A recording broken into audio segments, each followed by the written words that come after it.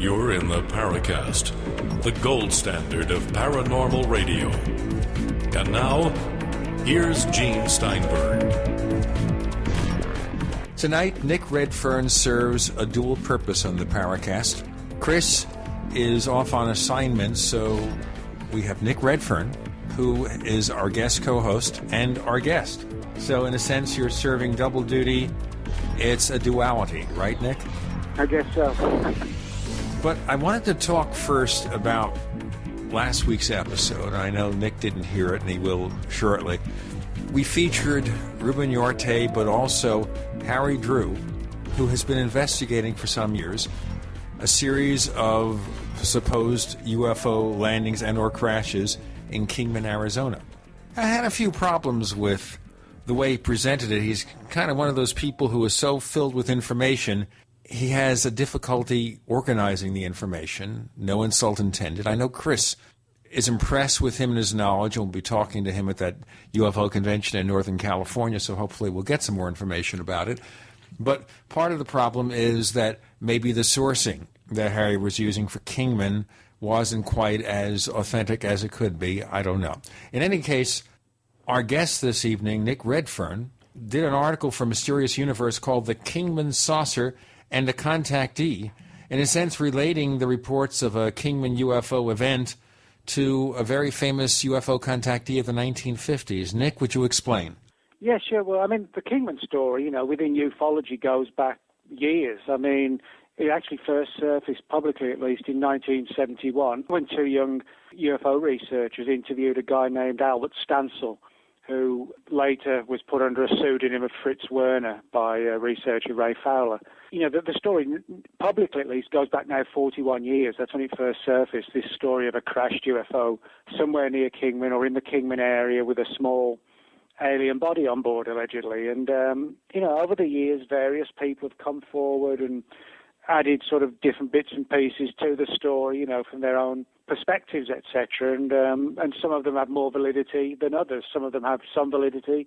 Some of them have very intriguing validity. Others have no validity at all, and like any controversial UFO case, I guess. But I think that's the one thing that keeps the Kingman story alive is, that it's an old case. It's been public for decades. People still keep coming forward on it. So, we can potentially at least look at the possibility that something happened. But, yeah, one of the sort of weirdest angles to this whole affair was a very little known one. And it deals with an equally controversial case, that of a 1950s contactee named Truman Bethlehem, who claimed sort of like flirty nighttime encounters with this sort of hot space alien woman named Captain Aura Raines of a non-existent planet called Clarion, which is supposedly on the other side of the sun, but of course it isn't. and basically, Bethlehem, as I said, claimed all these encounters at a place called Mormon Mesa in Nevada. Although a lot of people dismiss his story, it actually has like a lot of aspects to it that are more in line with like a hypnagogic type experience. I don't think it's coincidental, as I point out, that these experiences with this so-called Captain Aura Raines, who was going to take him away to this faraway space world, were happening at the time he was going through bad times with his wife, which ultimately ended in divorce. So I don't actually think it was a hoax. I think it was like a fascinating case in sort of psychology that someone like a psychiatrist would have a great time evaluating. Now, but Nick, would you suggest, let me ask you here, Nick, would you suggest then that perhaps Bethlehem was dreaming about his encounters with Aura Raines? Well, dreaming not in the sense of a regular dream, but almost, I don't believe he was hoaxing. I don't think it was just he had an occasional dream. I think it was more of he was in such a stressed out state with his divorce coming up and things like that he actually found himself sort of retreating subconsciously into this fantasy world that got more and more convoluted and complex as time went on. And, to where he actually began to believe it, and his subconscious filled in the gaps. Possibly, I think, as a way to try and make life easier for him. His subconscious sort of kicked in, kind of in a very different way, but in a similar way, that when somebody sees a car accident, something like that, a very bad one, often they can't remember it afterwards. That's his subconscious protecting you. I think it may have been Bethlehem's way of that, how continuing. And again, I don't think it's a coincidence that his wife, number 3, after he divorced that one, her name was Elvira Roberts, which is, same initials, Aura Raines, Elvira Roberts. So I think there's like a classic case of, that would a psychologist who wasn't aware of the case would pick this story to pieces, but from the perspective of finding a fascinating case study. But for all that said, Betham's story, called Aboard a Flying Saucer, was published in 1954, and he told of meeting Captain Aura Raines and, the rest of the crew, so to speak, on one occasion out of 7 or 8, actually very close to Kingman. And contrary to what, a lot of the contactees were saying at the time, that, they were sort of 6 to 7 foot tall, blonde-haired space brother types, Betham's weren't. They looked like us. They had olive-coloured skin. They were sort of 4 to 5 feet tall, wore these sort of tight-fitting uniforms and skull caps. Now, that is exactly what several of the Kingman witnesses to the crash story reported years later, most prominently Arthur Stansel, who said the body he saw was small, wearing a skull cap with an olive-coloured skin, etc., etc. Now, let me ask you a question here. Is it possible that Stansel's remembrances of the case or stories about the case were based on what he remembered from reading the book by Truman Bethram? Oh, yeah, that's entirely possible. It could be that one is embroidered upon the other. By Stansel's own admission, because he told the story originally to 2 young UFO researchers, literally like young teenagers at the time. By his own admittance, he was on like his 5th martini when he started telling the story. That was an interesting point here, that when he began to tell these stories, each martini would help him to further embellish the details. Well, yeah, I mean, the thing is, when he told the story to Ray Fowler, like 3 years later or 2 years later, he admitted that he was under the influence, these martinis at the time. And he actually told a very different story to Fowler that he told to these 2 kids. For example, in the story told to Fowler, the thing that came down at Kingman was like a 25 to 30 foot disc. He told the 2 kids that it was like a streamlined piece of fuselage, about 12 feet long, which is very different, and it's difficult to sort of reconcile how somebody over the course of 2 years can mistake a 30-foot saucer for a 12-foot to 15-foot piece of fuselage, like an aircraft fuselage. But, if you go back and look at the historical record, that's exactly what he said. In saying all that as well, Stansel wasn't some fantasist. I mean, he had a very strong, good background. He was actually in the Second World War. He was involved in the Normandy landings. After the war, he had major scientific credentials. He worked with the Air Force. He worked with the Atomic Energy Commission. So, he's not somebody who made up a background or even one that was open to question. Was anyone able to verify his background, that that's what he was? Oh, yeah. I've got a file on. The reason I wrote the Kingman article and also a lengthier paper for a book that New Page Books put out last year is I've got like a 4-inch thick file on the Kingman case. I could, if I wanted to, I could do an entire book about it. And yeah, there's absolutely no doubt who he is, who he was. I've got photographs of his grave, and which sort of celebrates his life and everything else. And there's no doubt that he was who he claimed to be. Now, the interesting thing I worry about, though, Nick, is I'd like to see what was in those martinis. That each successive martini would bring forth more and more fascinating revelations about what might have happened to Kingman. But if we follow what Harry Drew is saying, it wasn't just one crash or crash landing. It was several. I want to ask you if you know more about that in a moment. We have Nick Redfern. He is, of course, an author and commentator. He's covered 14 events for a number of years, author of many fascinating books, and I'll tell you about some of them very shortly. Chris O'Brien's on assignment with Gene Steinberg and Nick Redfern. You're in the Paracast. Ho, ho.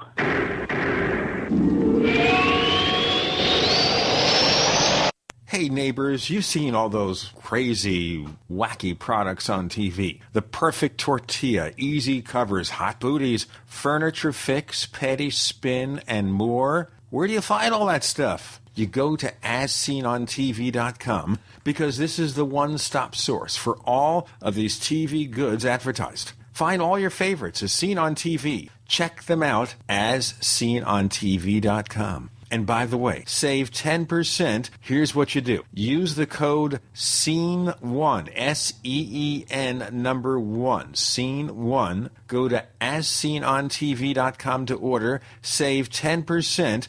Purchase this summer's hottest As Seen on TV items. Save 10%. Or call 1-866-277-3366. 1-866-277-3366. The code SEEN1 to save 10%. What's going on with food prices?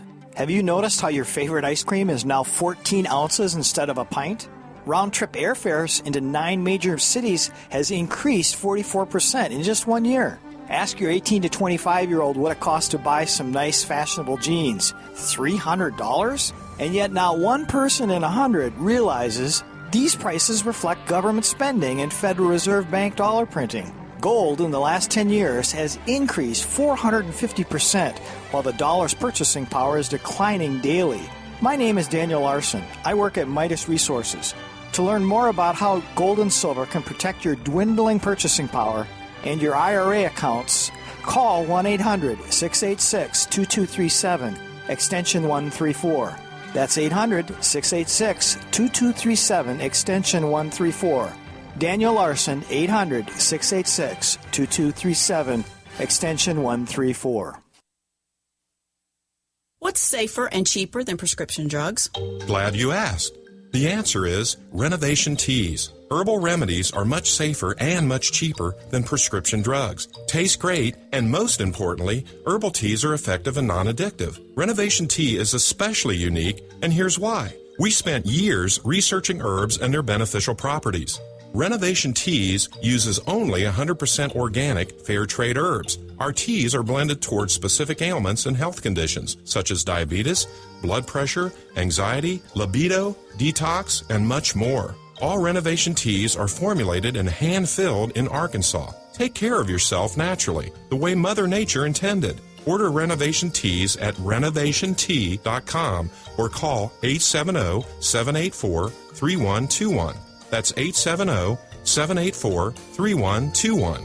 Renovation Teas. Renovate your health one bag at a time.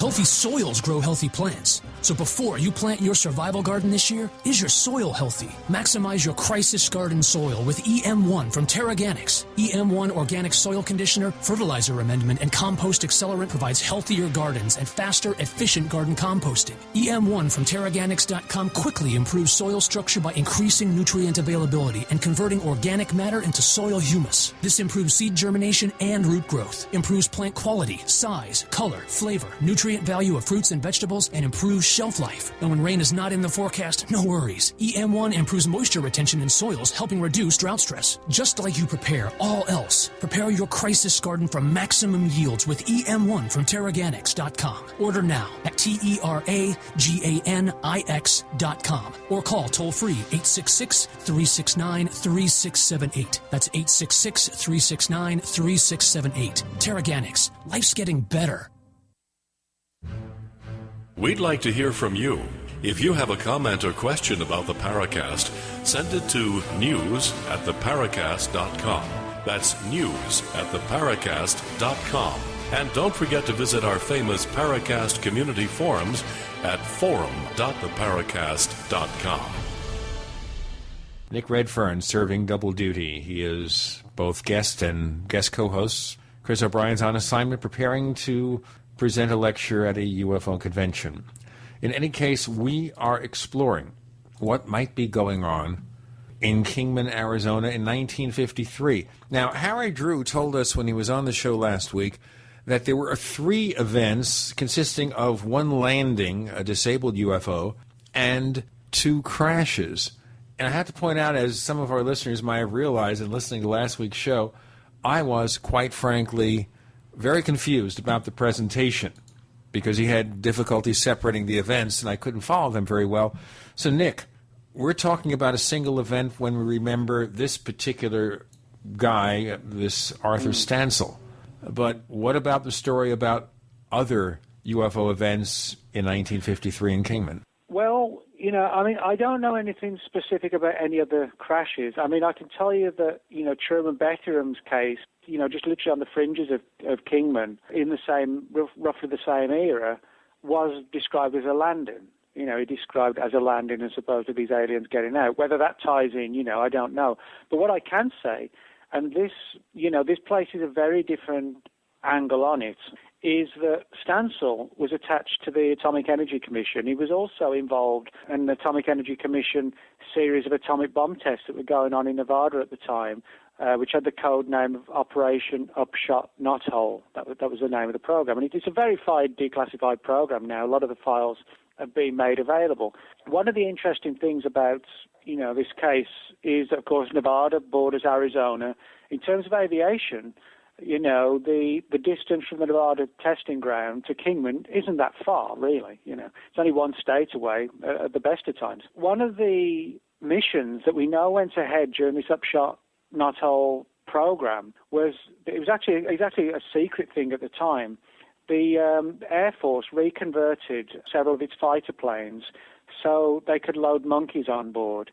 These monkeys, they're basically drone aircraft. They're radio controlled from the ground, and they were flown through the mushroom clouds to try and determine how pilots could be protected from radiation exposure in the event of like a nuclear attack or a nuclear war. And so they had these chimpanzees, not monkeys, dressed in sort of flight suits, kind of like, when the chimpanzees were sent into space. They had little flight suits, skull caps, and they were sat in the aircraft, go through the mushroom cloud, and they'd bring them back and just monitor them over the next few days and weeks to see, if the protective clothing they put one in, and another one they didn't put much on him, and the other one they left him naked, and it was to see how they would be affected by exposure. Now, there is a story about one of these aircraft going off course and crashing and being the subject of security and cover-up, etc. Not so much because it was any advanced technology, but simply because if anybody, from the Soviets or whatever got wind of what was going on, they would know that experiments were being done to determine how successfully American troops could survive, a Russian attack. So there was a secrecy angle. Now, when you look at that, if we look at that story, if one of these fighter planes crashed and it had one of these chimpanzees on board in his little flight suit and skull cap, and the aircraft broke up and the body was found inside the fuselage, that would actually go along very well with Arthur Stansel's original story about a small body and a piece of wreckage that was fuselage-shaped and silver, which we know would tie in with an aircraft. The very fact that Stansel was attached to this atomic energy bomb test program, where the chimpanzees were used, is even more intriguing. I have to wonder if the whole thing is a distortion of a very real event in which a semi-classified vehicle crashed and that did have a small body on board and that was subject to official secrecy.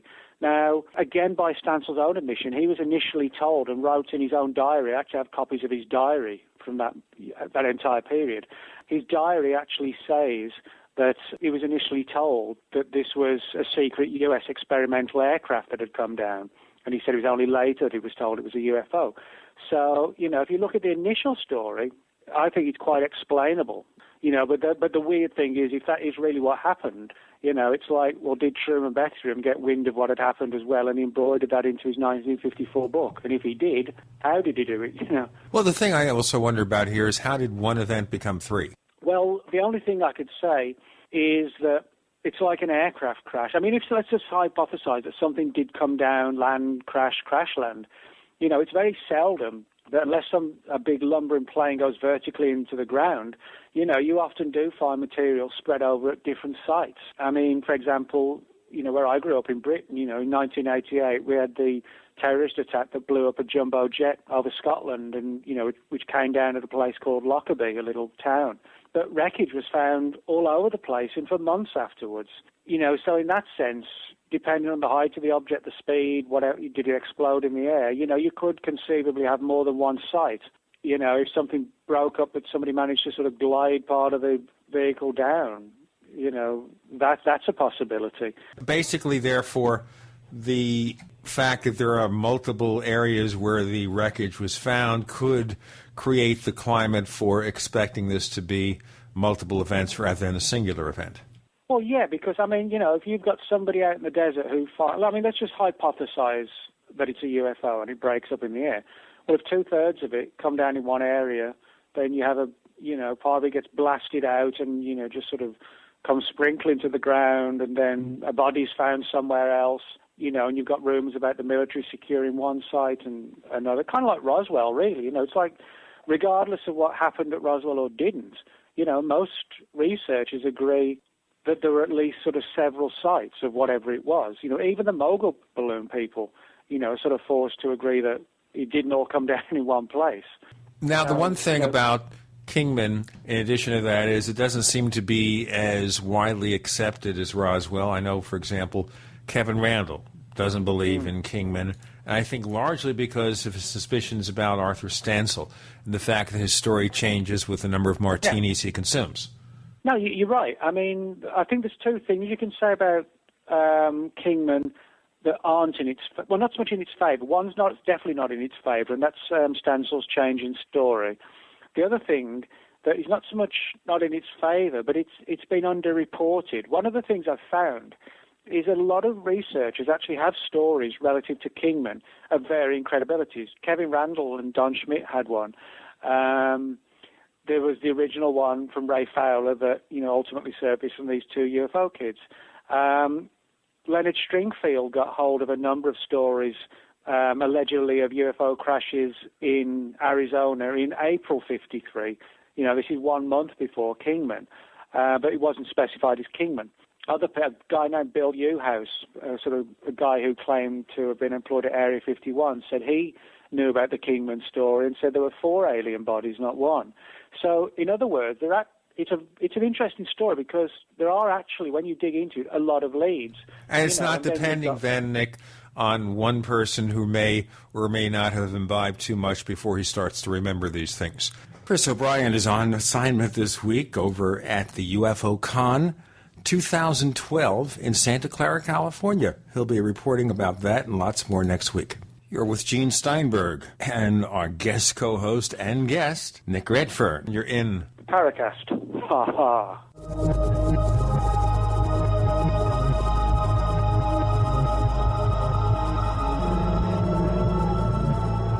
America's #1 source for independent talk radio for over a decade. We are the GCN Radio Network.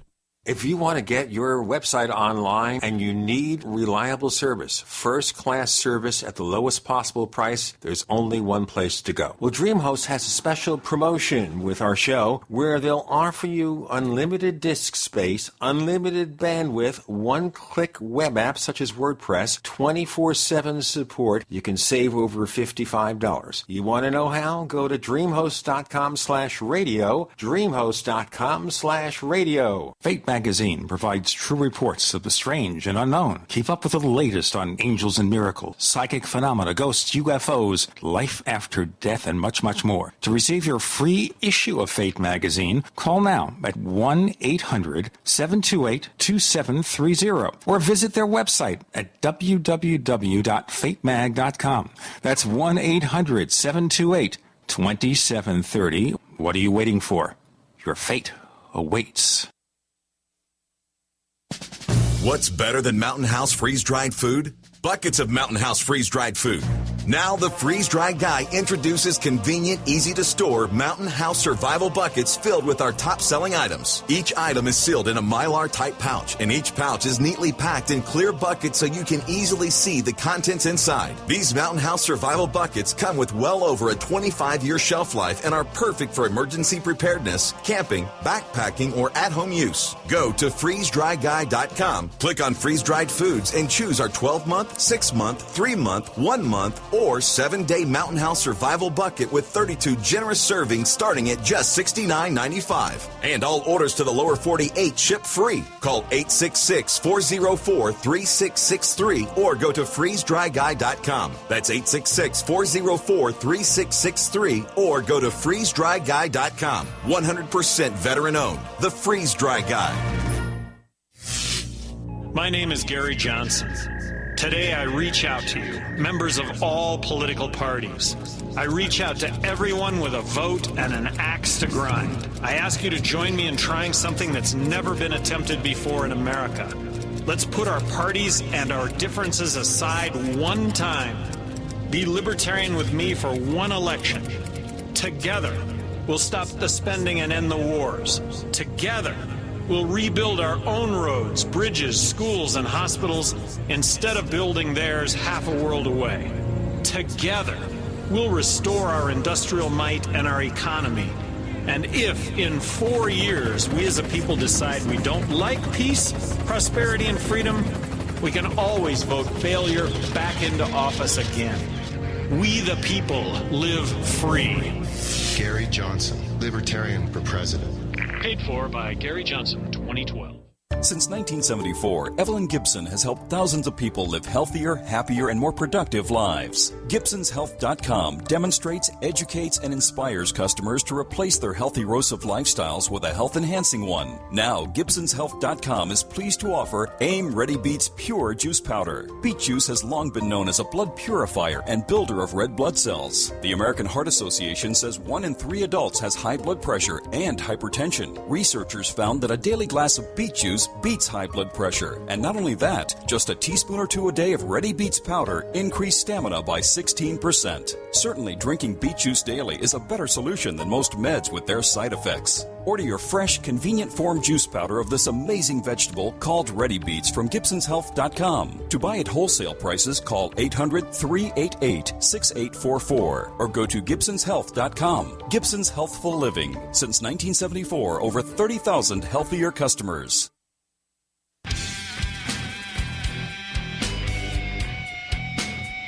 This is Kurt Sutherland, the author of UFO Mysteries, and you're listening to the Paracast. I have Nick Redfern joining us as a guest and guest co-host. Chris O'Brien's on assignment. And we're going to have a wide-ranging discussion about the future of ufology and a few other things, but we wanted to start with some remembrances about the evidence with regard to Kingman, Arizona, whether there were UFO crashes there. And, of course, Harry Drew has done some extensive investigation in recent years. And part of the problem, as we always encounter here, as you know, Nick, when you're trying to put together pieces of something that happened 59 years ago, and you don't really have direct witnesses necessarily alive anymore, and maybe there wasn't a newspaper story about it, it's pretty difficult to put things together. Well, you're right, and that's why, some of these cases go from being a case of something having happened to essentially a piece of folklore, because there are, a lot of different leads and strands, and inevitably then different theories and ideas develop. I would arguably say that Roswell's already gone into that category because, with Roswell, even though, there are countless people who've come forward, most of them are now gone. So now it's down to sort of turf war and upholding this theory or that theory because we're at stalemate, and even the government admits, well, we looked for files and we couldn't find any. It's like contrary to what people think, the government didn't say, oh, we found files on Mogul that prove it was that. They said, well, we didn't find anything, but that's what we think it is. I think that's where we're at with Kingman. It's, for all intents and purposes, it's 60 years old, For that reason, arguably, there's probably nobody left, other than, if you had a bunch of sort of 20-year-old kids guarding the site of whatever it was, well, they're going to be 80. Who's to say that they're still fully functioning in the mind anyway? Well, I hope I'm fully functioning in the mind at 80, and I certainly look to Jim Moseley at 81 as an example of somebody who is fully functioning, at least in terms of his intellect, so I guess it's possible. But this is not then a cold case, but a frozen case in most respects. Well, it is in the sense that, how do we take it further? I think if it was sort of like an aircraft with chimpanzees on board, and before people roll their eyes, I've got those files from the National Archives proving that those experiments occurred in May 1953 as a part of the atomic energy program. And, of course, that's when the crashes occurred at Kingman, supposedly, May 1953. Yeah, exactly. And so, for that reason, we are at stalemate. But, if that angle, we still can potentially might be able to take that further. As far as the UFO angle is concerned, it's like any crash case that we just never get documentation confirming it. We get confirmation of something having happened, but with the crashes, they never go any further. And, I'd be surprised if this one did. It's just the further it goes on, the more it becomes folkloric. And I don't mean by that people are lying, but it just becomes a piece of Americana or whatever, Basically, then, unless Harry Drew can produce a miracle, this may be just another cold case that we can talk about, but maybe never get to the bottom of. Well, something may turn up one day. My view on all these crashes is that something probably will turn up if they were anything but a UFO crash. It's like if they were a UFO crash, well, the government's not going to tell us anyway. But if they weren't, but they were some sort of classified program, then I think there actually is one day a chance of something, surfacing into the public domain. I mean, there was a story, just a few months ago about a crash off Scotland of something in the early 60s, which has all the ingredients of Roswell, sort of strange materials, the story hidden under a balloon cover. And, it turned out to be sort of classified U.S. balloon-based payload type situation. But again, it provoked all these rumors about the military cordoning off the site, which did happen. But it was, it was finally exposed because it turned out to have a mundane explanation. And I think the less mundane, the less likely of getting the truth. The more mundane, but it's still hidden behind a fantastic legend. But the more mundane, the bigger chance of getting the answers, I think. And you also have to think, if it was just a secret weapon of some sort, having it thought to be a UFO would actually keep the secret of what it really was. Well, I mean, it would, but I've never sort of been impressed with the idea of hiding stuff behind a crashed. I can understand how people might believe it was a crashed UFO if from a distance they saw all this wreckage and a small body. But I've never really understood the scenario of hiding it behind a UFO because arguably that attracts more attention. It's like, if it was a crashed aircraft at Kingman, we wouldn't be looking at it now if it wasn't for the UFO angle. So and I guess also the point being that if we were experimenting with disc-shaped aircraft back in the early 1950s, okay, it's 2012, who cares anymore? Well, yeah, I mean, it's kind of like Roswell. That's the one thing about Roswell, that even the Air Force never satisfactorily explained. They said the weather balloon was a cover for a mogul story, but they sort of conveniently never really addressed the issue of why the Air Force initially said it was a flying disc. If they just first said it was a weather balloon, but we hid it behind, it was a mogul balloon, but we hid it behind a weather balloon scenario, that would be more plausible. But they've never really explained that angle of why they first said it was a flying disc. Why not first say it was a weather balloon if you want to hide another balloon, It sounds strange, or maybe some incompetence on the part of some public information person. There's, of course, one other crash I can mention very briefly. We've done a couple of shows on it, and that is the so-called Aztec crash. We had Scott and Suzanne Ramsey on the show. They came out with their book after all these years. Then we had Kevin Randall, who refuted everything, saying that the one or two real alleged witnesses were not credible, and that's the beginning and end of it. What's your take? Well, yeah, I mean, it's like, I think there's even less, for me at least, evidence for Aztec than there is, for Kingman. But Aztec is a fascinating story because also, it is sort of perceived by many as being a major, crashed UFO event. And even if it isn't, it's an integral part of ufology. And some people say, well, if it's a hoax or it didn't happen, how could it be a part of ufology?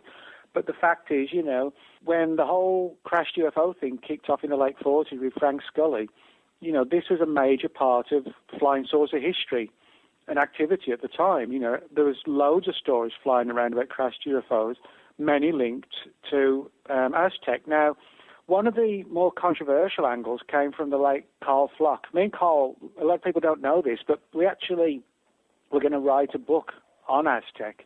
And it was going to be called Silas the Magnificent because one of the main players in the story, or arguably the main player, was a guy named Silas Newton, who was like a cross between a used car salesman and somebody who just milked you for every penny. He had all these sort of fancy fake devices for locating oil, doodlebug type, technologies, that sort of thing. And, so it sounds like the character that you'd make into a movie. Well, yeah, I mean, that was the whole point of the book. It was going to be about him, but with the cornerstone would be his involvement in this Aztec scam, if you like. But what was interesting is that Carl, back in 1998, actually had several meetings, face-to-face meetings, with a relative of Silas Newton, who allowed him to see Newton's journal from 1970 through 1971, which talks about Aztec. And in that journal, Newton talks about how on several occasions he was visited by people who he didn't identify, but he talks about them being government or military people who told him they knew that the whole Aztec story was a scam, but they wanted him to keep telling it. Now, this kind of sounds interesting because this deals with an aspect of ufology that wasn't really popular or even discussed back then, namely disinformation.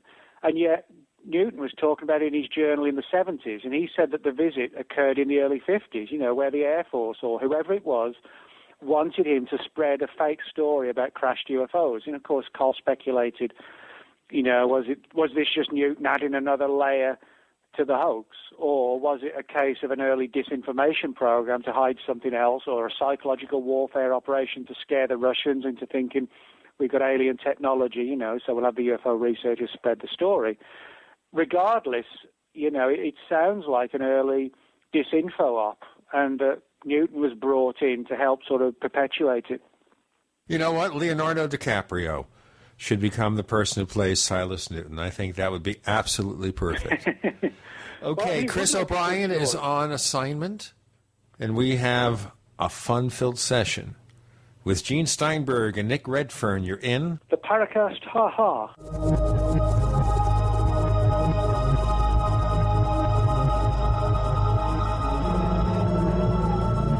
Are you tired of searching for great talk radio? Something more important. Search no more. We are the GCN Radio Network. We also have swag. We have all these exclusive Paracast things that you can buy. We've got 60 or so different items, and entails T-shirts, sleeves for notebook computers, iPad cases, mouse pads, the Paracast Jumbo Tote Bag, all sorts of T-shirts and jackets and stuff like that for men and women. We have a Paracast aluminum water bottle. All this stuff, you go to store.theparacast.com, store.theparacast.com. What makes it special is that the items are the best quality, great T-shirts, fabrics, and they have our official logo on them. That's what makes them special, in multiple sizes and colors. We even have stuff for children. Stuff for women, stuff for men. We have all sorts of sizes, like small up to X large. A lot of good stuff. That's the swag from the Paracast. If you go to store.theparacast.com, stop by and take a shopping tour.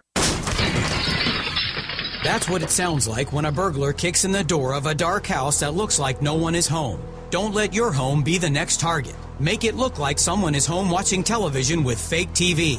Fake TV is a small electronic device that makes the same light as a real television. So from outside, it looks like someone is home watching TV. Fake TV plugs in just like a lamp on a timer, but is far more convincing to burglars. Fake TV deters burglars, costs far less than an alarm, and is highly recommended by numerous police departments. Use it anytime you're away from home. To order your Fake TV for only $34.95, go to faketv.com or call 1-877-5-FAKE-TV. Each additional Fake TV is only $29.95. So get one for you and one for a loved one, for safety, security, and peace of mind for both of you. Call 877-5-FAKE-TV or go to faketv.com. Faketv.com, the burglar deterrent. Radio advertising on GCN, the Genesis Communications Network, is simple, affordable, and reaches millions. How do we do it? Let's break it down. First, the simple part. You tell us about your business. Then our expert radio copywriters write your copy. We hire professional voice talent. Hello there. I'm a professional announcer. And then produce your ad with just the right music and feel. Voila! Simple. How affordable? 60-second ads on GCN are the most affordable national radio advertising rates, period. And that brings us to reach. Millions of people listen to GCN radio programs on over 700 AM and FM and XM stations and streaming audio live. That's it. A one-stop shop. Creative radio ads. Very affordable rates. Millions of potential customers and customer service that can't be beat. See our current list of satisfied advertisers at GCNlive.com. Then shoot us an email. advertise@GCNlive.com. Hello? Congratulations. For what? For losing all that weight. How'd you do it so fast? ASAP. ASAP what? What's What's that mean? Are you ready to get as skinny as possible, as soon as possible, as simple as possible, and as sexy as possible? I'm listening. Then get with the ASAP program. It's real and it works. No smooth talk, no slick advertising, and no exaggerated claims of success. I've got to know more. Welcome to ASAP, as slim as possible. Whether you have 10, 20, or 50 pounds to lose, ASAP is your weight loss answer. ASAP targets the abnormal fat reserves and makes them available to be burned as fuel and contains no caffeine or hormones. Order ASAP at wholesale prices or join the team to share the business with others. Visit GCNteam.com or call 877-878-4203. GCNteam.com or call 877-878-4203. Lose weight and look great with ASAP, as slim as possible.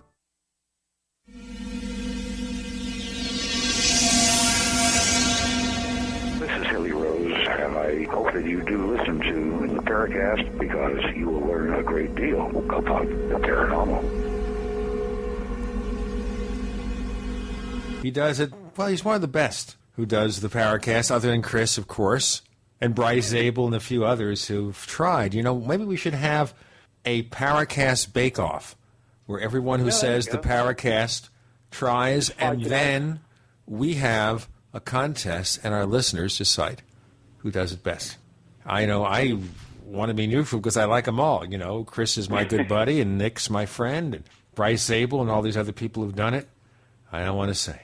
We were focusing here on the early legends of UFO crashes, certainly in Kingman, Arizona, which maybe or maybe not deserves further investigation. Let's see what Harry Drew comes up with.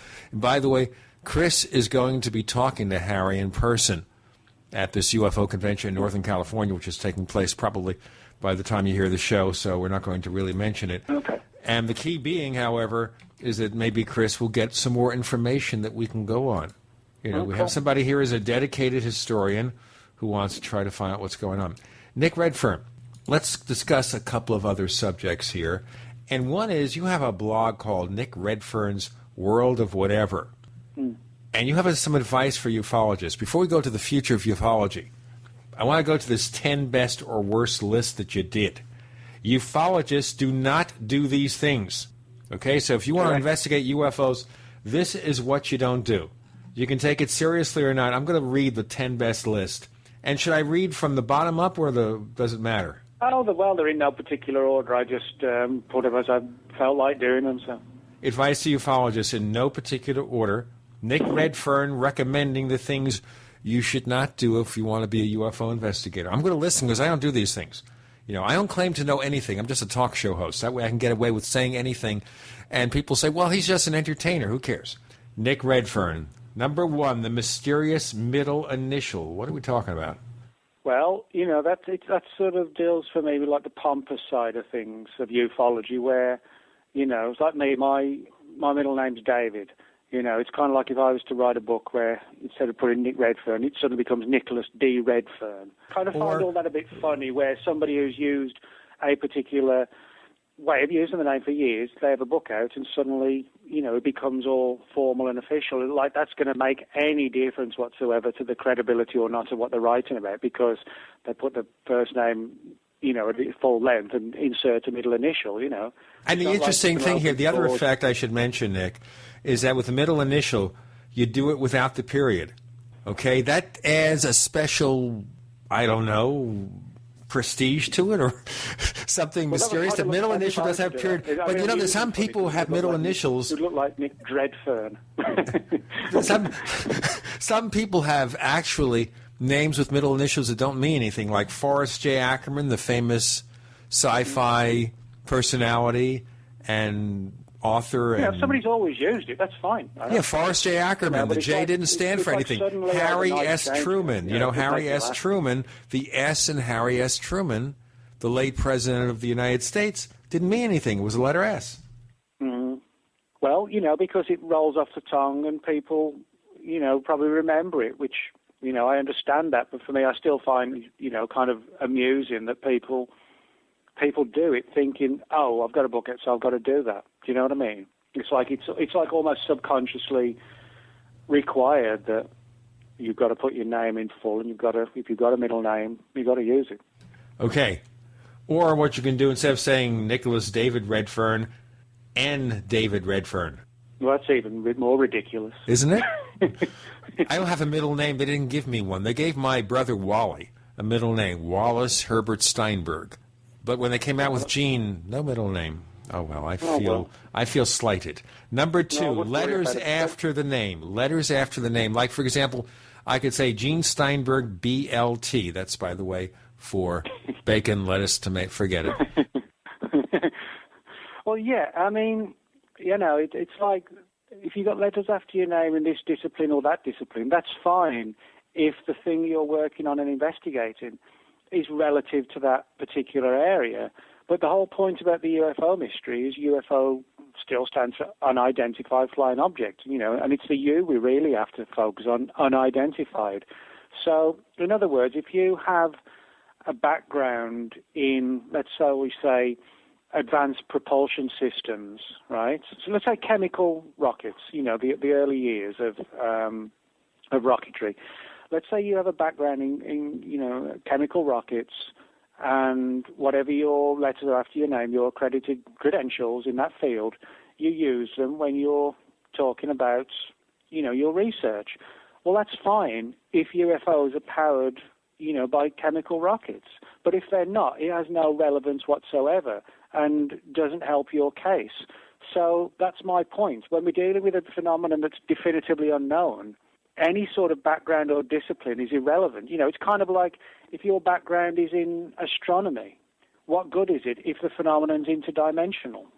You know, if you're a professor of astronomy and the phenomenon has nothing to do with outer space, but you're talking more about John Keel's window areas and portals where these things come through, why is it relevant? Well, the answer is it isn't. So letters are fine when you're working in an identified realm and those letters are relevant to it. But when they're not, why even mention it, you know? Number 3, the ufological dress code. Now, I assume this is not wearing a black suit with special black sunglasses, right? Yeah. Well, again, you know, I mean, it doesn't hurt. You know, I don't care what people wear when they're on a lecture circuit or doing TV or whatever. It doesn't bother me in the slightest as long as they're being true to themselves. That's one of the things, you know.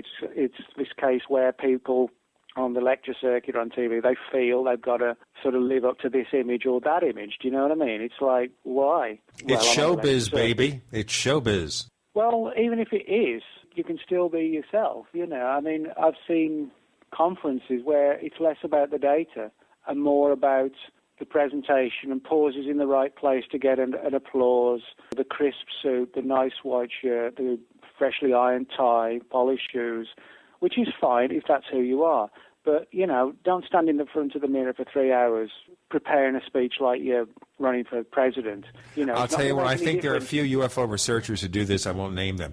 It's not going to make any difference because, for one reason, you're talking about UFOs. You're not talking about balancing the budget or reducing crime or whatever. You're talking about aliens and UFOs and flying saucers. So, in other words, whatever you wear matters not one bit, because it's the data that matters. And, of course, most people don't care and think it's all nonsense. So however many rows of neckties you've got, it matters not one little bit. Okay.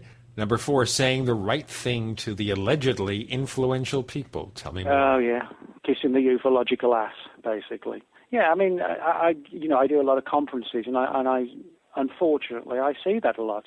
Not where I can tar, the entire UFO research community, and it's not even anywhere near, I would say, 10%. It's a very small percentage, but when it happens, it's just embarrassing that, I've been to conferences where I know what one or two of the speakers vehemently disagree with some of the views of the conference organizer, but they won't bring that up in the lectures. I actually know a couple of people who specifically left a certain part out, which was basically commenting on one controversial case that they thought was complete nonsense and the host was actually a champion of, and they omitted it from their lecture, which to me is like disgraceful.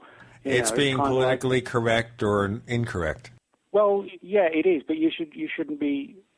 If you're being politically correct by sanitizing your lecture, well, then you're an idiot. And being politically incorrect, well, I don't actually think it is that. I think it's just saying what you think, and if somebody happens to disagree, well, big deal. It's not the end of the world. That's what we're here to investigate and research, not uphold somebody else's view because you want to be invited back next year and get your $300 fee or whatever.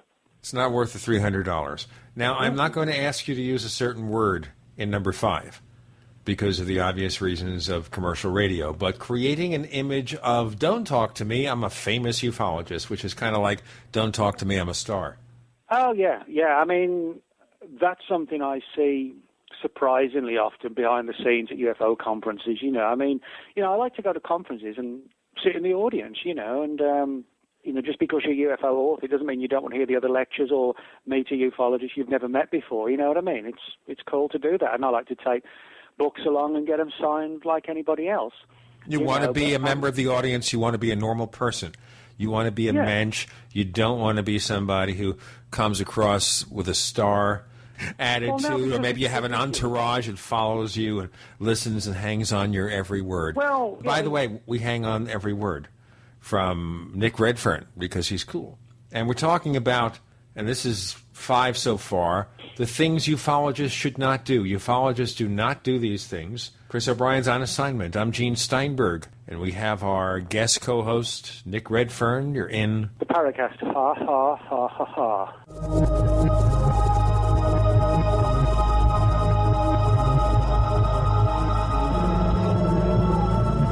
The GCN Radio Network, providing the world with hard-hitting talk radio. GCN. Great talk radio starts here. Hi, this is Ted Anderson. If you'd like to listen to GCN programs on the go, I have great news. GCN has created a Droid and iPhone application, and it's free. Just as easy as going to GCNlive.com, click on the banner, and download. Before you know it, you'll be listening to your favorite hard-hitting GCN shows, live or on demand, right on your Droid or iPhone, 24/7 and on the go. So download the Droid and iPhone app free by clicking on the banner at GCNlive.com. Thanks again for listening to GCNlive.com. Again, that's GCNlive.com. Hi, this is Ted Anderson. Have you ever wondered why banks, stockbrokers, investment advisors won't talk about gold IRAs? They've been available since 1986, yet the financial industry won't recognize the value of gold for your retirement. Gold has outperformed paper investments, yet no word about IRAs. If you would like to have gold for your retirement, call 800-686-2237. Don't get left behind by rising inflation and low returns. Call 800-686-2237. Secure your future and call 1-800-686-2237.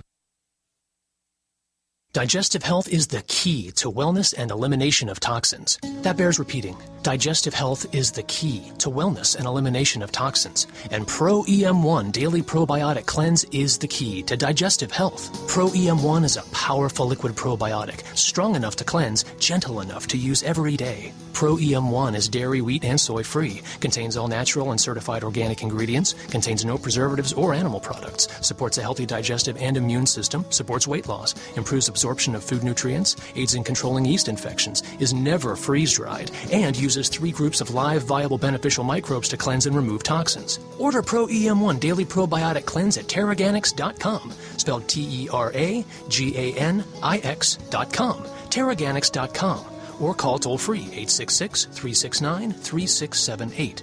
That's 866-369-3678. Pro EM1, the raw probiotic.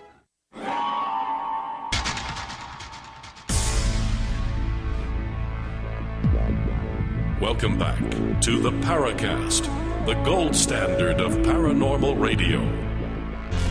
And now, here's Gene Steinberg.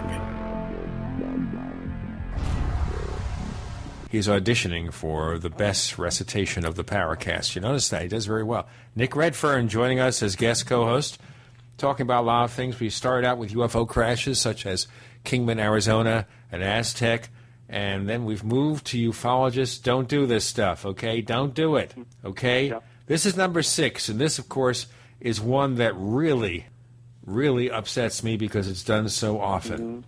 And maybe it's a play on the words from the X-Files. The truth is coming as opposed to the truth is out there.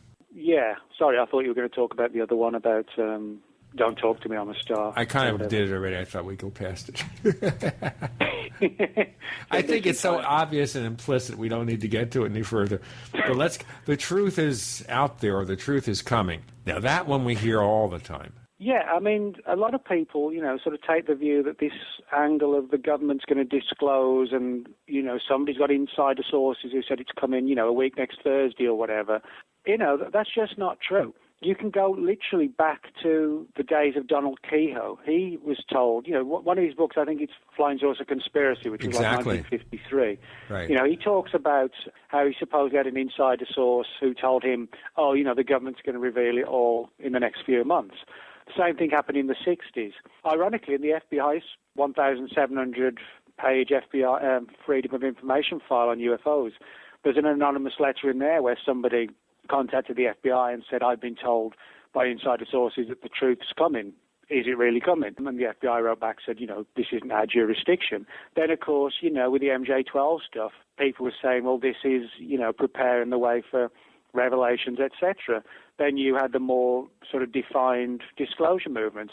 And so, in other words, pretty much since UFOs have been on the table, so to speak, people have been saying the government's going to reveal the truth.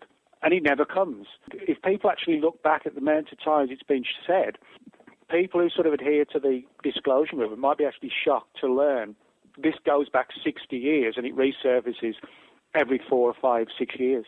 I always wonder if Major Donald Kehoe were alive today, and he died, I guess, in the 1980s or something like that. He was born in 1897. I interviewed him in the 1970s. He was a pretty alert guy, and I never asked him this question. I kind of regret it now, I guess because I didn't have the time.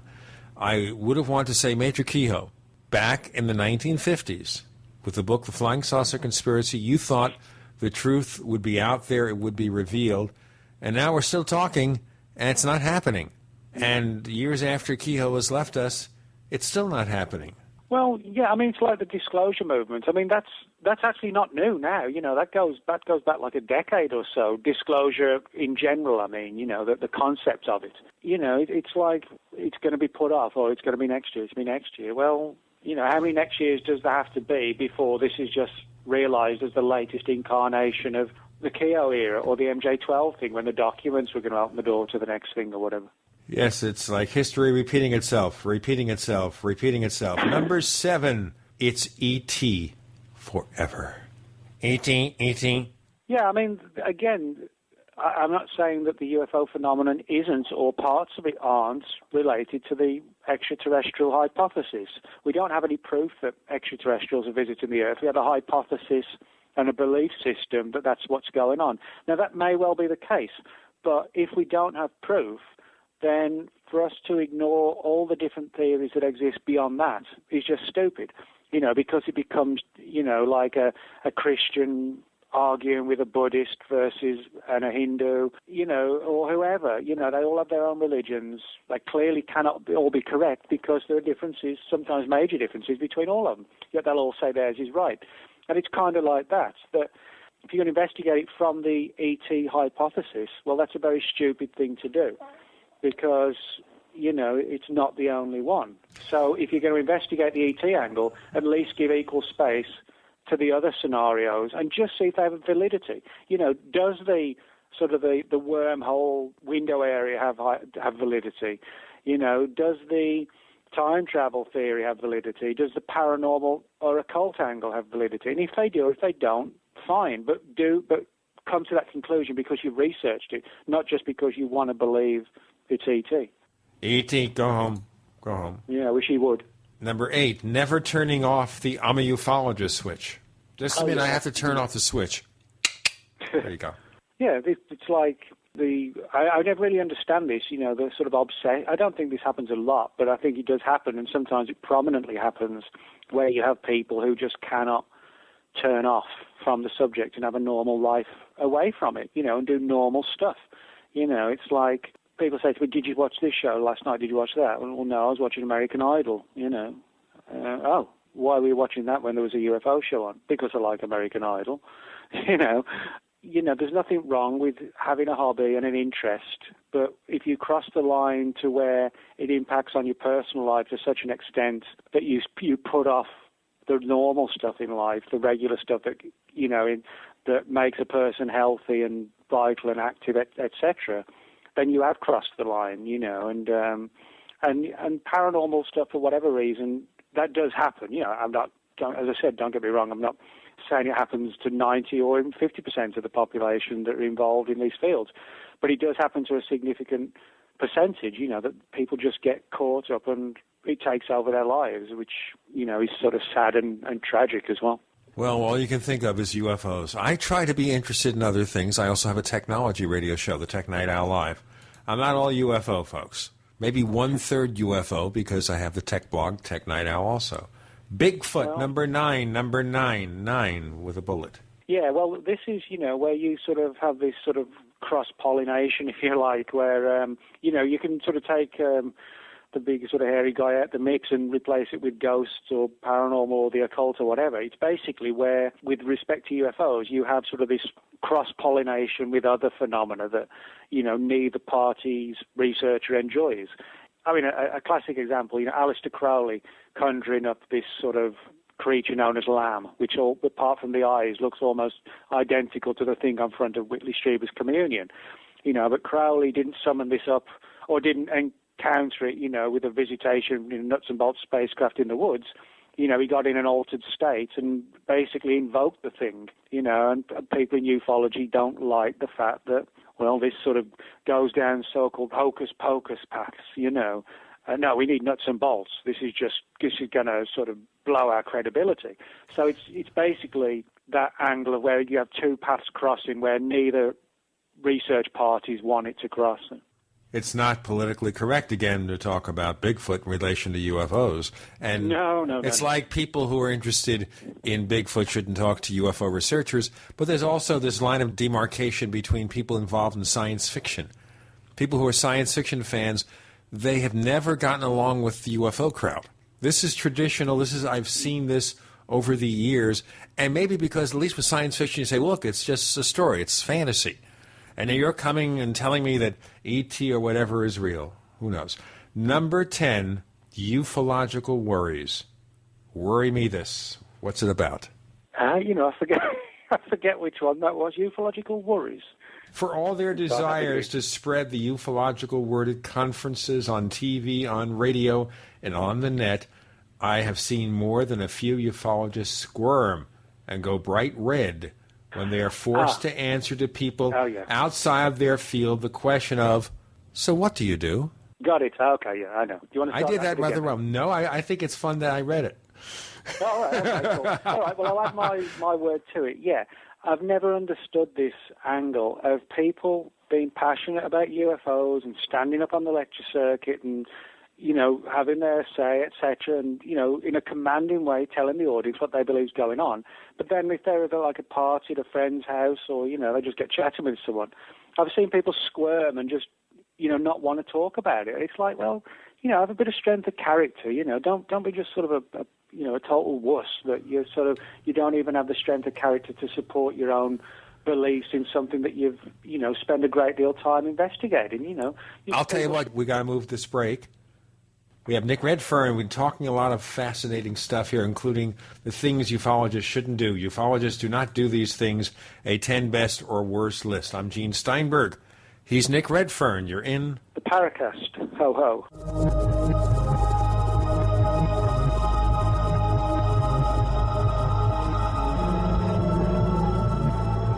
Hey neighbors, you've seen all those crazy, wacky products on TV. The perfect tortilla, easy covers, hot booties, furniture fix, petty spin, and more. Where do you find all that stuff? You go to AsSeenOnTV.com because this is the one-stop source for all of these TV goods advertised. Find all your favorites as seen on TV. Check them out AsSeenOnTV.com. And by the way, save 10%. Here's what you do. Use the code SEEN1, S-E-E-N number 1, SEEN1. Go to AsSeenOnTV.com to order. Save 10%.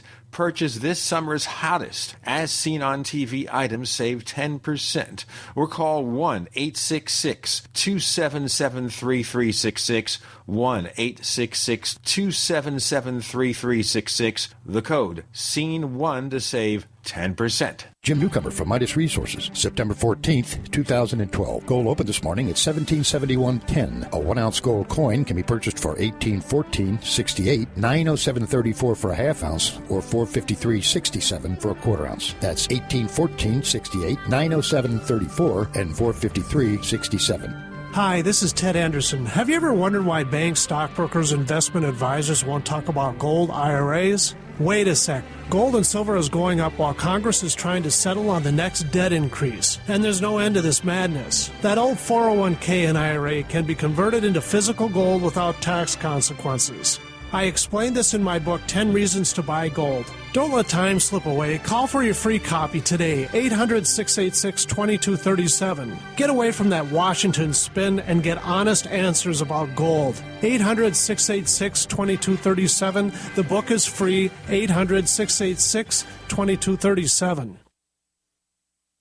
Iodine protection packs from hempusa.org are now in stock for immediate delivery worldwide. Our iodine protection packs include microplant powder, green life kelp, red palm oil, and our clear roll-on iodine that will feed the body the iodine it needs. All iodine protection packs are in stock, save you money, and ship for free in all 50 states. Visit hempusa.org or call 908-691-2608 today.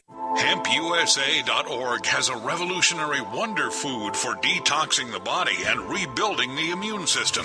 Microplant powder can help unclog arteries and soften heart valves while removing heavy metals, virus, fungus, bacteria, and parasites. Plus, it cleans and purifies the blood, lungs, stomach, and colon. Keep your body clean with microplant powder.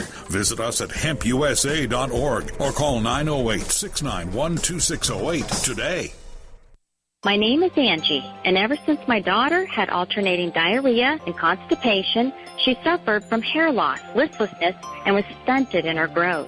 After getting her onto 2 supplements suggested by NutriPath, Stephen Hewer, she has improved dramatically. Her stools have normalized, her hair and her body are growing again, and she is beaming. I credit the majority of her improvement to One World Whey. Children love the taste of One World Whey, and their growing bodies are getting nature's best source of protein. Evidence shows that non-denatured whey protein powder is a better source of protein than meat, milk, or eggs. If you have finicky children and you want a protein that will support their growth, energy, and healthy brain function, One World Whey is a must for you to try. Kids prefer it over junk food. Call 888-988-3325. That's 888-988-3325, or visit oneworldwhey.com. That's oneworld.com. We'd like to hear from you. If you have a comment or question about the Paracast, send it to news@theparacast.com. That's news@theparacast.com. And don't forget to visit our famous Paracast community forums at forum.theparacast.com. Ho, ho, ho, and a bottle of forget it. We have Nick Redfern joining us as guest and guest co-host. Chris O'Brien is on assignment this week. And we are going to talk about 1 or 2 more major topics before we go on. And this is an article you did for Mysterious Universe again, called The Future of Ufology. And we have some questions about that from our audience, but I want to get into a description of what we're talking about here, the future of ufology. And I wonder about this because a lot of us got started early on. I won't say how many years ago, but I do remember Major Donald Kehoe as a physical living being because I met him several times. I do remember Ray Palmer. I never met Kenneth Arnold. I do remember Richard Shaver. I met him physically, as I did Jim Moseley, but Jim Moseley's still here. So what's the future of ufology? Well, it won't have a future in 100 years from now. I think, providing we're around as a human race and there's still a civilization, I think there will be. And the reason why I think there will be is because if you look back at any mystery that's developed within human folklore or traditions, it still gets written about, talked about hundreds of years later, like fairies in the Middle Ages in England. 600-year-old stories. Well, people still write books about fairies. People still write books about Victorian table rappings and, seances. People are still writing about the 1897 airship scare. That's 115 years ago. Roswell's nearly 70 years ago. There's no reason, I think, why ufology won't be around in another 100 years because, it's sort of no time at all when you look at the way that some of these ancient mysteries are still being written about today. I guess my view is that unless there's a major breakthrough, which I don't believe there will be, because there's something about Fortean phenomena that always keeps one step ahead of us and prevents us from actually getting to that truth. It kind of keeps us dangling on a string. So unless something major changes, I think it'll be pretty much like it is today. In the same way people are asking questions, they height of the airship scare in 1897, did an airship really crash at Aurora, Texas, and is the body buried in the cemetery? That's 115 years ago, and people are still asking that. I think 100 years from now, people will still be asking how many bodies were found at Roswell. Well, the other question would be, what form will the UFO mystery take 100 years from now? Because UFOs always seem to reflect the times. Well, you can look at it two ways. It depends on the strength of the ET hypothesis. If that is sort of continually endorsed and embraced on a massive scale, nothing might change. If sort of paradigm shift and people come round more to the idea of, how things like DMT, for example, a definitively altered state, the research of people like Rick Strassman has shown that this can sort of, some people might say, well, it sort of creates an abduction story or kind of like a communion with beings from another realm. You could argue just as well that it actually opens a portal or a doorway to another realm you don't see in a normal state of mind, which is what I believe. If that theory, those kind of theories get endorsed more, we might see the development of a phenomenon that, goes down that path rather than the nuts and bolts alien angles. It may change, it may not. It all depends, I think, on how the phenomenon is perceived. Well, the other question would be then, if there really is contact with alien beings, we make the true first contact the verifiable. Will that have anything to do with the UFO mystery? Wouldn't that be confusing? Imagine this now. Well, that we are told that ET is really here. ET has arrived. Maybe they're the Vulcans, whatever. First contact, okay?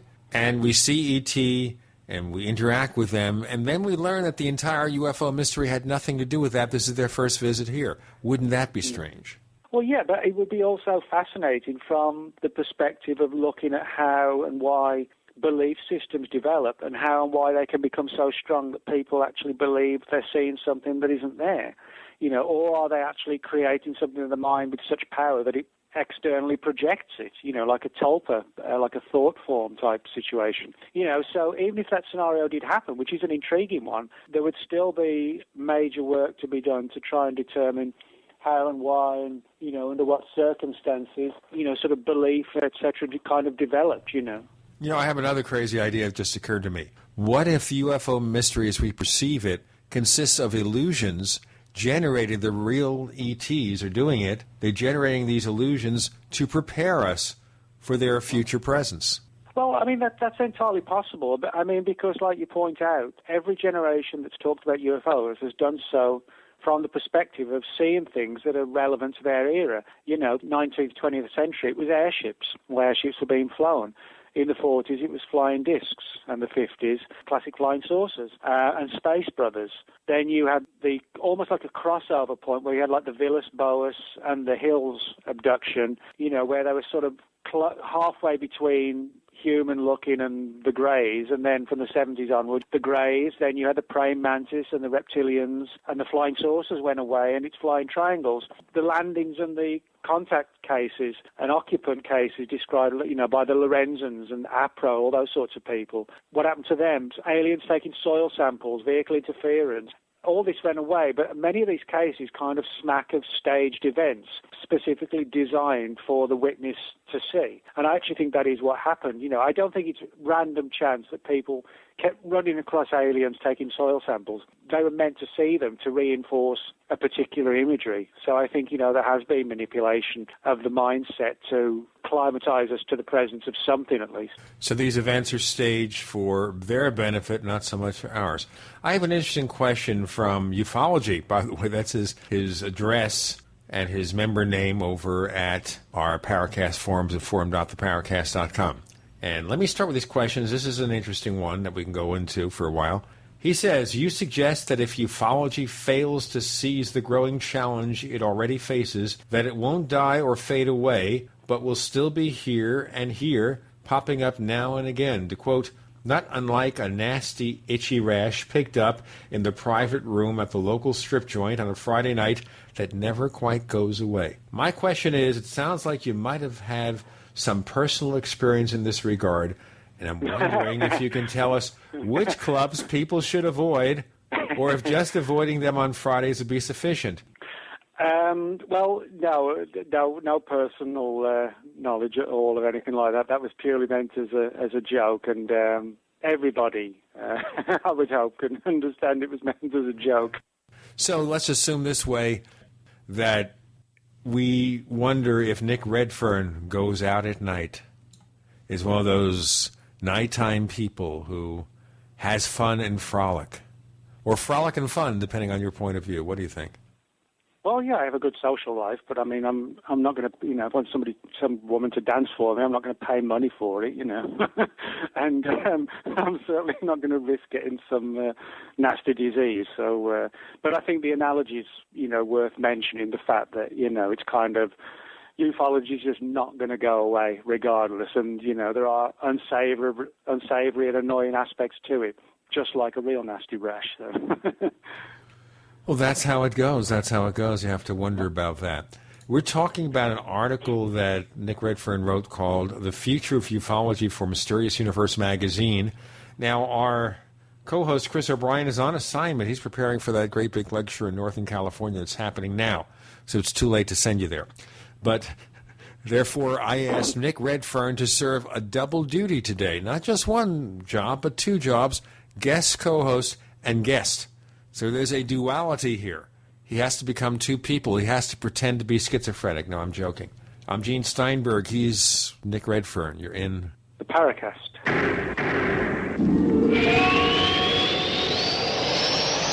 America's #1 source for independent talk radio for over a decade. We are the GCN Radio Network. Graphic Converter is the image manipulation tool for the rest of us. It does not use any database. You get full control of all your files. Want to view the images of a folder? Drag it into Graphic Converter, and a powerful browser opens up to show your image files. You could use it for slideshows. You could use it to import images from digital cameras or from scanners. Need to do some image editing? You can do that too in Graphic Converter. Also print catalogs. Convert from so many formats I can't even list them. Download now to see if Graphic Converter is good for you, like 1.5 million other users. Guess what? You could save money when you buy Graphic Converter. Use the coupon code NIGHTOWL. Use the coupon code NIGHTOWL to get a special price for Graphic Converter. Go to lemkesoft.com. That's LEMKEsoft.com. lemkesoft.com. LEMKEsoft.com.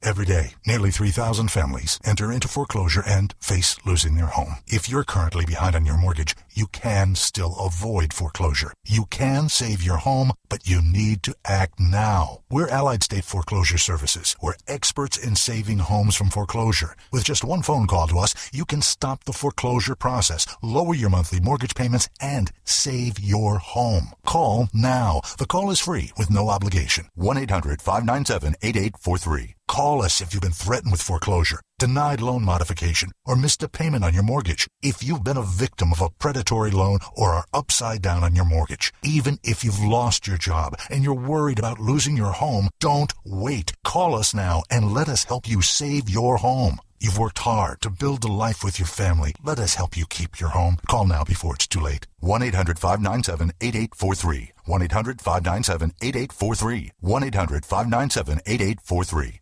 If you owe the IRS back taxes, listen carefully. Sweeping changes to IRS policies will help more people than ever eliminate their tax debts once and for all. And now I can help you reduce or eliminate your tax debts and end your tax nightmare. Hi, I'm Dan Pilla. I've helped thousands of people reduce and eliminate tax debts they couldn't pay. And after more than 30 years of experience dealing with the IRS, I can tell you there's no such thing as a hopeless tax case. And with the IRS's new policies, it's easier than ever to put your tax debt behind you once and for all. Call now at 800-346-6829 to learn how I can help you. You know your IRS debt will not go away by itself, but you don't have to live in fear anymore. Call 800-346-6829. Learn how I can help you eliminate wage and bank levies, release tax liens, and negotiate a settlement with the IRS that will put your tax nightmare behind you forever. Call 800-34-NO-TAX or go to taxhelponline.com. That's taxhelponline.com. The worst drought in 50 years continues, and the first 6 months of 2012 marks the hottest half year on record. 78% of the Midwest Corn Belt is in drought conditions. Not only corn, but soy, alfalfa, fruits, vegetables, and wheat are all impacted, raising prices. The cost to feed livestock is forcing farmers and ranchers out of business, blowing up your food prices. The only strategy to counter this is to freeze your food cost at today's prices by getting your own supply of foods from eFoods Direct now. As the price of raw ingredients increases, eFoods will have to raise prices too. Now is the time to get your supply. I recently increased my supply from eFoods Direct because we have all known this was coming. You know about their delicious long-term storable foods. The fact is you can eat it any time to save money today. And because it stores for 25 years, you're locking in today's prices and avoiding the rising food cost. Don't wait. Call 800-409-5633 or go to efoodsdirect.com/Alex. Call 800-409-5633 or efoodsdirect.com/Alex. You can bet your life on eFoods Direct.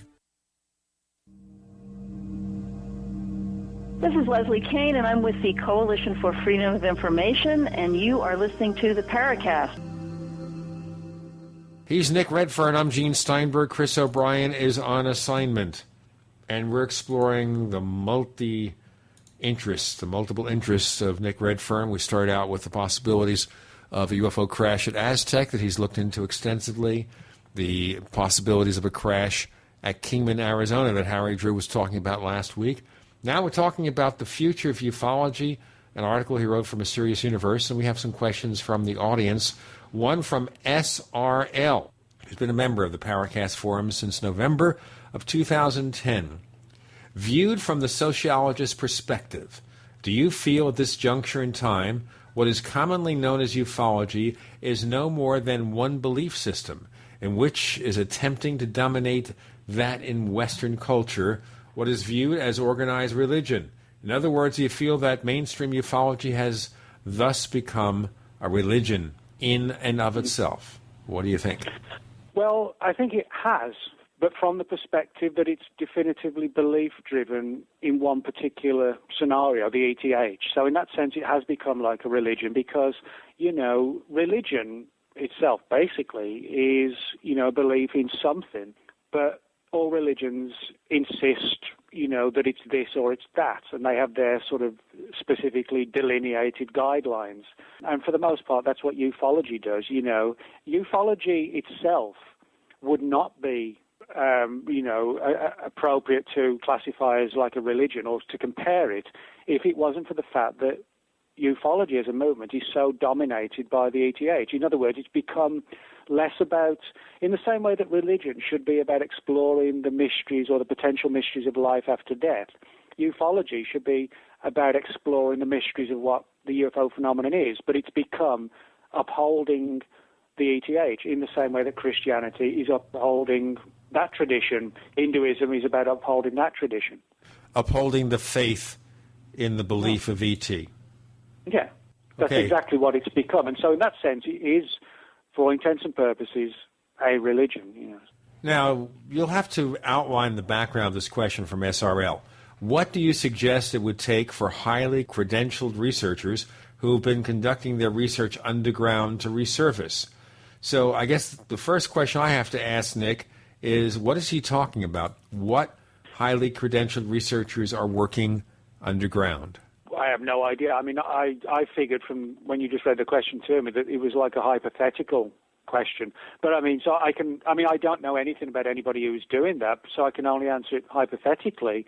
I think the problem is that even though we know there's a genuine UFO phenomenon, it's become so tarred with ridicule and, jokes, etc., that it's the kiss of death for anybody, or not anybody, but for a lot of people in the scientific community to get involved and embrace the subject. Probably the closest people get in the scientific community is things like the search for extraterrestrial intelligence, SETI, and theorizing on life on other worlds. But very few people in the scientific community get involved, in terms of actual hey, I'm a full unbeliever in alien reductions, etc. And I think what it would take would be a massive shift in the credibility factor, which could be borne out by a huge development that, legitimized what we're doing in the eyes of everybody else, never mind just us. So I think it would take something like that. Otherwise, people just aren't going to come forward and, risk their reputations, etc. But you don't think there are any numbers of real credentialed scientists who are doing this stuff on the QT? I've never had anybody come to me with, endless streams of letters after the name and say, hey, I think this is going on, but I can never say so. But, I wouldn't be at all surprised if there aren't hundreds of people in the academic, communities or scientific communities who have a passionate interest in UFOs that would never admit to it. That wouldn't surprise me at all. Well, we had real scientists like Dr. J. Allen Hynek who did admit it. But, of course, he started out working for the U.S. Air Force as their people like Hynek and Stan Friedman, they've had the presence of mind and the strength of character to come forward and say, hey, I'm a scientist, but I believe. But unfortunately, the majority of them just don't do it. They're not going to get those lucrative contracts from the government. Okay, what would you suggest that this field needs in order to interest young and bright minds? I don't actually, I don't care if it does or not, to be honest. It doesn't bother me if I think ufology will have a future. It doesn't bother me, though, if it doesn't. I'm not going to lose any sleep over it. But are you seeing, when you do your lectures and you travel around, do you see young people there, or is everybody over 50? No, that's actually, I get this a lot where you see articles and, people say, oh, it's, all old codgers in the audience. Well, it's not. You find a lot of young people, sort of teens and 20s at lectures. But what I don't think is happening as much is that as many of them are moving into, like, research and articles and books, etc., and getting on the lecture circuit themselves. That's one of the big differences, I think. It's like a lot of people in ufology today who've been in it for 40, 50 years. They got into it as kids. They did a lot of on-the-road research, traveling around, doing interviews with a local newspaper and getting known as a local UFO guy and getting stories coming to them, then doing a few articles, books, getting on the lecture circuit, traveling around. I see less of that, I think, in, sort of teenagers and 20s.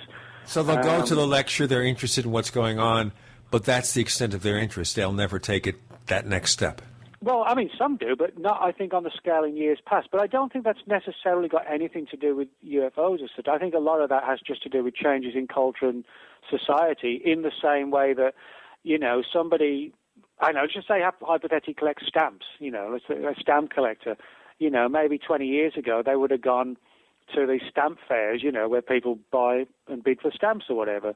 Maybe today, though, they'd go on the internet and bid for them at a website. I think, it's kind of like that sort of society and technology has changed the way we interact with each other. And if people can get it off the internet or watch a lecture, on YouTube after it's uploaded. Saves a lot of time. They have to sit down and write letters and send them to the post office and that stuff. Okay. Exactly. Okay. What role would you consider mainstream media plays in the perpetuation of the ETH mythos? I'm not sure it does. I think, the media, from our perspective, the UFO community, there's no doubt that the subject gets greater coverage, massive coverage, compared to what it did 20 years ago. And certainly the laughter angle has definitely decreased. And I think one of the reasons is because, even with TV, they recognize that there is evidence of government investigations and things like this in official files. So, they treat it more seriously. But the smirks are not there in abundance anymore. No, but what I would say is that the TV, any TV show, for the most part, focuses either on the idea that it was ET or as a mundane explanation. It's like most Roswell documentaries. They're either going to look at the idea, was it ET or was it a mogul balloon? They're going to not look at esoteric angles or whatever. So in that sense, the media is guilty of helping perpetuate the ETH, but not, I don't think, from any sort of sinister New World Order perspective, that somebody's pulling the strings. It's just that it's a lot of TV today, ironically, although there's greater coverage, it's just dumbed down crap. Stuff like people running around the woods saying, what the hell was that, with night scope equipment. That's what we get, an abundance of that. We get far more paranormal TV than in the past, but it's not ironically investigative work. So, a lot of the TV stuff today saying it's all aliens or whatever, it's just lazy journalism, It's not even journalism, it's entertainment. I'm thinking, of course, of chasing UFOs.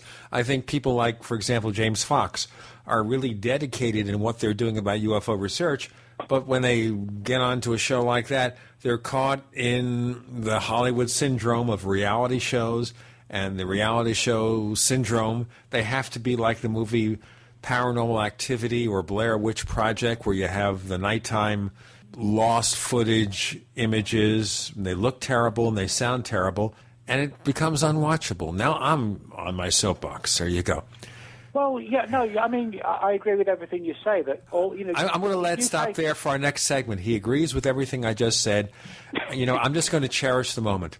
I'm Gene Steinberg. He's Nick Redfern. You're in the Paracast. Sorry.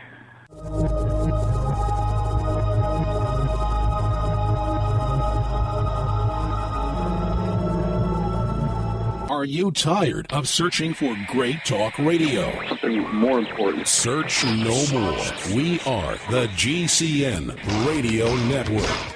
Whether it's personal mail, whether it's business email, you want reliable, dependable delivery, freedom from spam, freedom from viruses. Well, Polaris Mail offers professional email hosting services for your personal or small business use. Each account uses 25 gigabytes of storage, an easy-to-use webmail interface, and full mobile sync. Sign up today for a 30-day free trial at polarismail.com, polarismail.com. So here's what happened. I was placing an order online. The site went down. It just stopped responding. It took hours before it returned, but I'd already placed the order with another company. If your site goes down, you could lose business. And if you have a business or personal site, you'll want to know it's easy to run and it will stay online.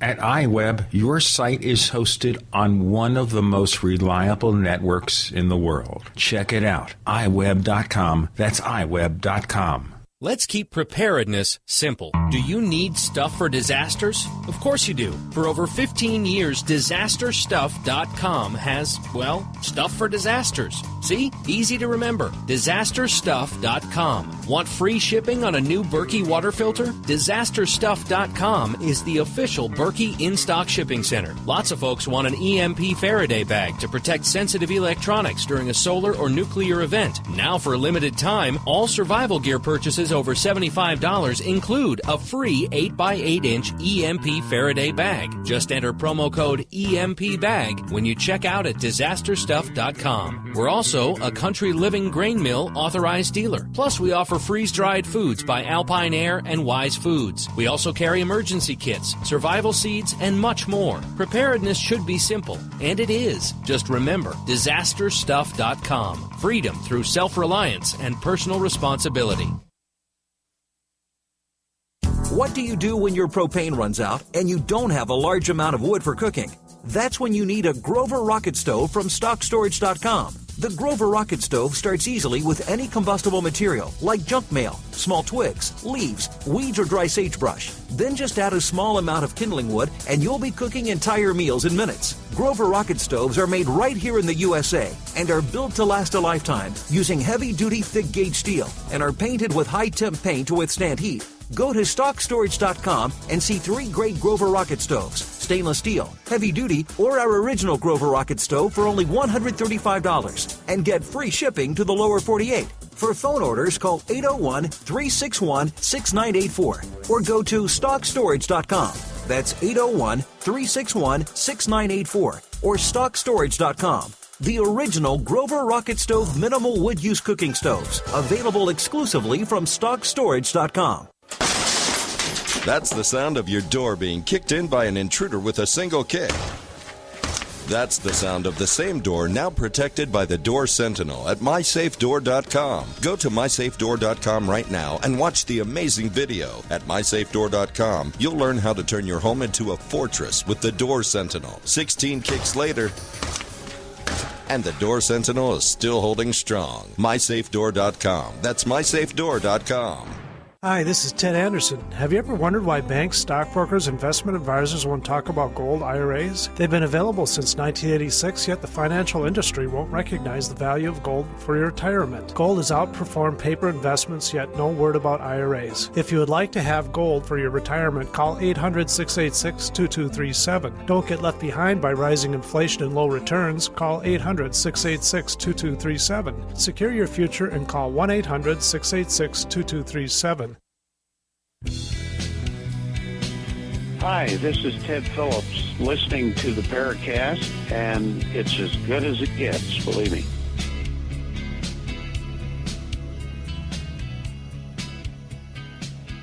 Nick Redfern joins us as guest and guest co-host. Chris O'Brien's on assignment.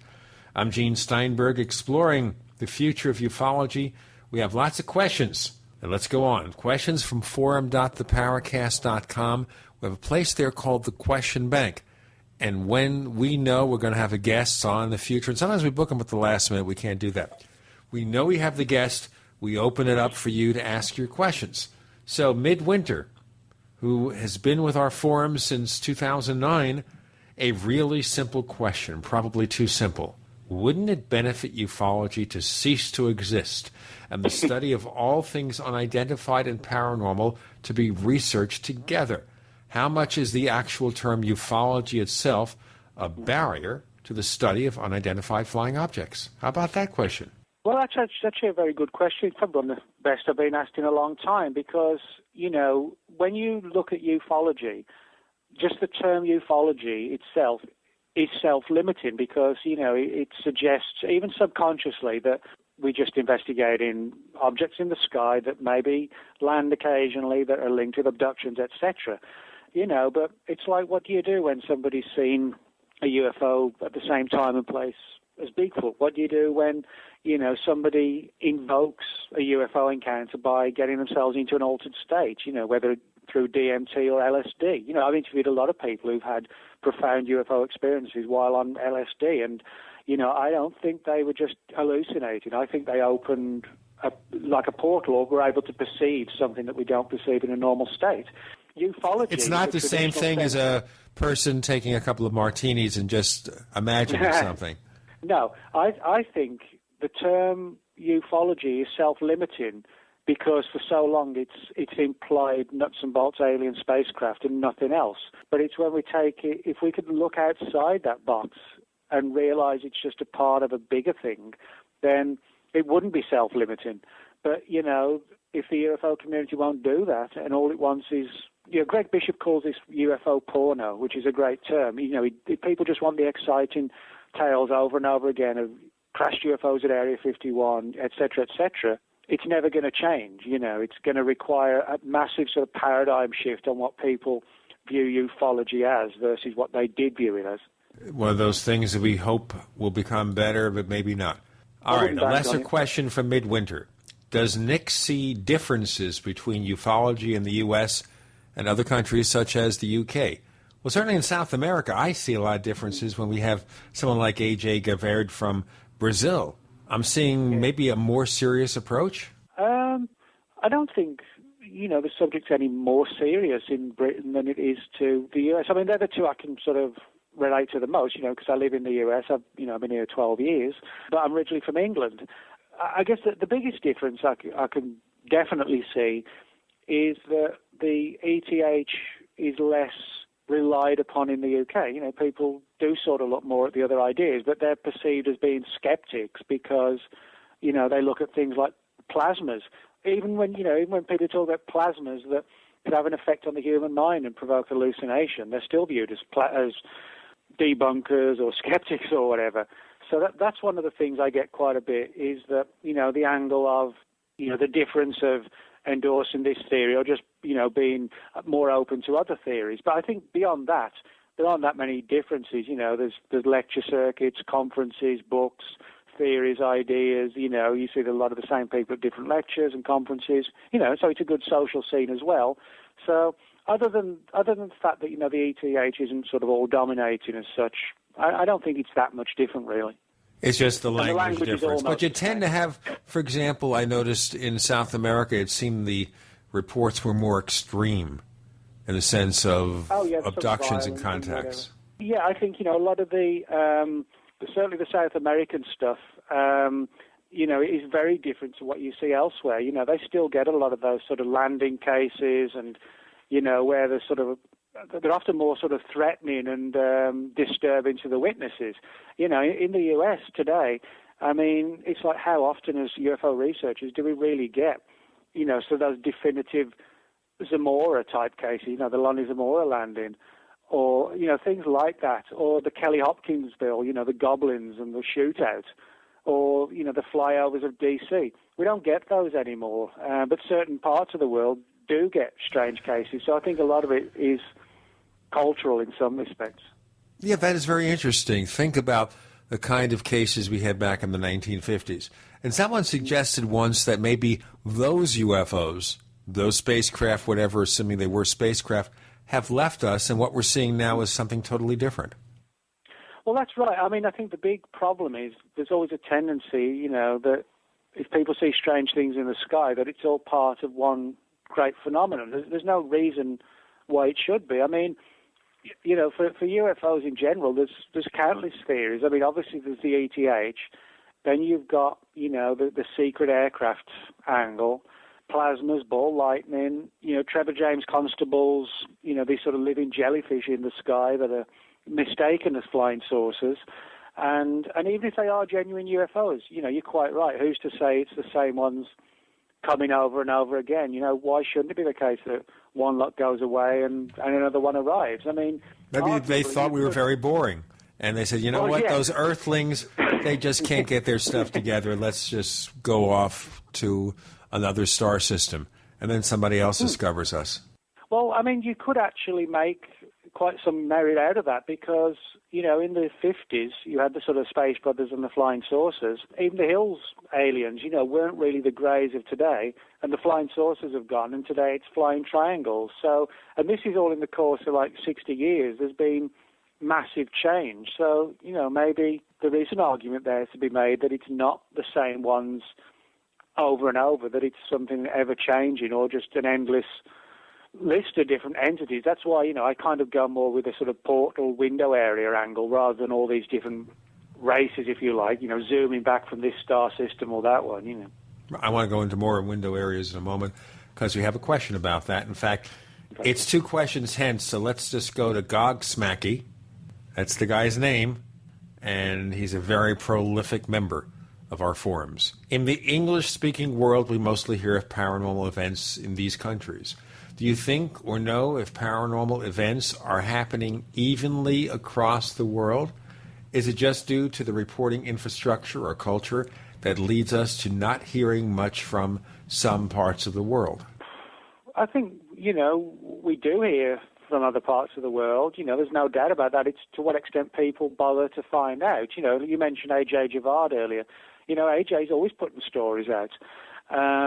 It's to what extent people type into Google, South America plus UFO plus latest sighting or whatever. If people aren't going to look for the information and just hope somebody's going to spoon feed them, well, you're not going to find out what's going on in Russia or whatever. Or you're going to find out what's, going on at home, so to speak. So, there's no doubt that sightings and encounters and however you want to term them are going on all the time. It's it's to what extent they're sort of highlighted in someone else's country. It's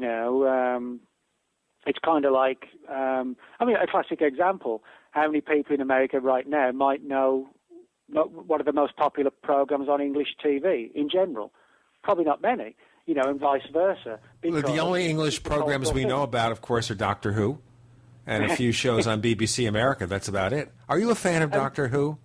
No, I don't like science fiction at all. Oh, okay. I don't watch it. No. All right.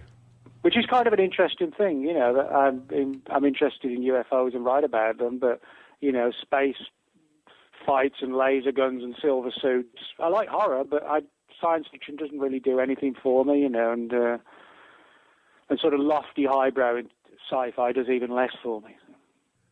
Well, isn't that interesting? Yeah. Okay. Well, I don't know if it is actually. No, I'm just trying to understand varied personality, what you're interested in. Let's get into this subject, which we mentioned briefly, and we'll take it to the next segment. What is your opinion of the possible existence of portal areas? And you alluded to that very briefly. I want more detail in this segment. We only have like 30, 40 seconds left, then we'll move to the next one. Well, I mean, in that sort of period time, I'd say that I actually do think that answers a lot of the questions. I think the more we dig into it and the way these cases are so fragmentary and these things are here and gone, I actually think the portal window area that Keel used to speak about is more valid than the nuts and bolts craft coming from this star system or that one. It's certainly a faster way of getting here, I'll tell you that. Okay, folks, let me just tell you that Chris O'Brien is on assignment. He'll be back next week with more exciting stuff to report, especially about that UFO convention he's attending. He's Nick Redfern. I'm Gene Steinberg. You're in Paracast without the ha-ha.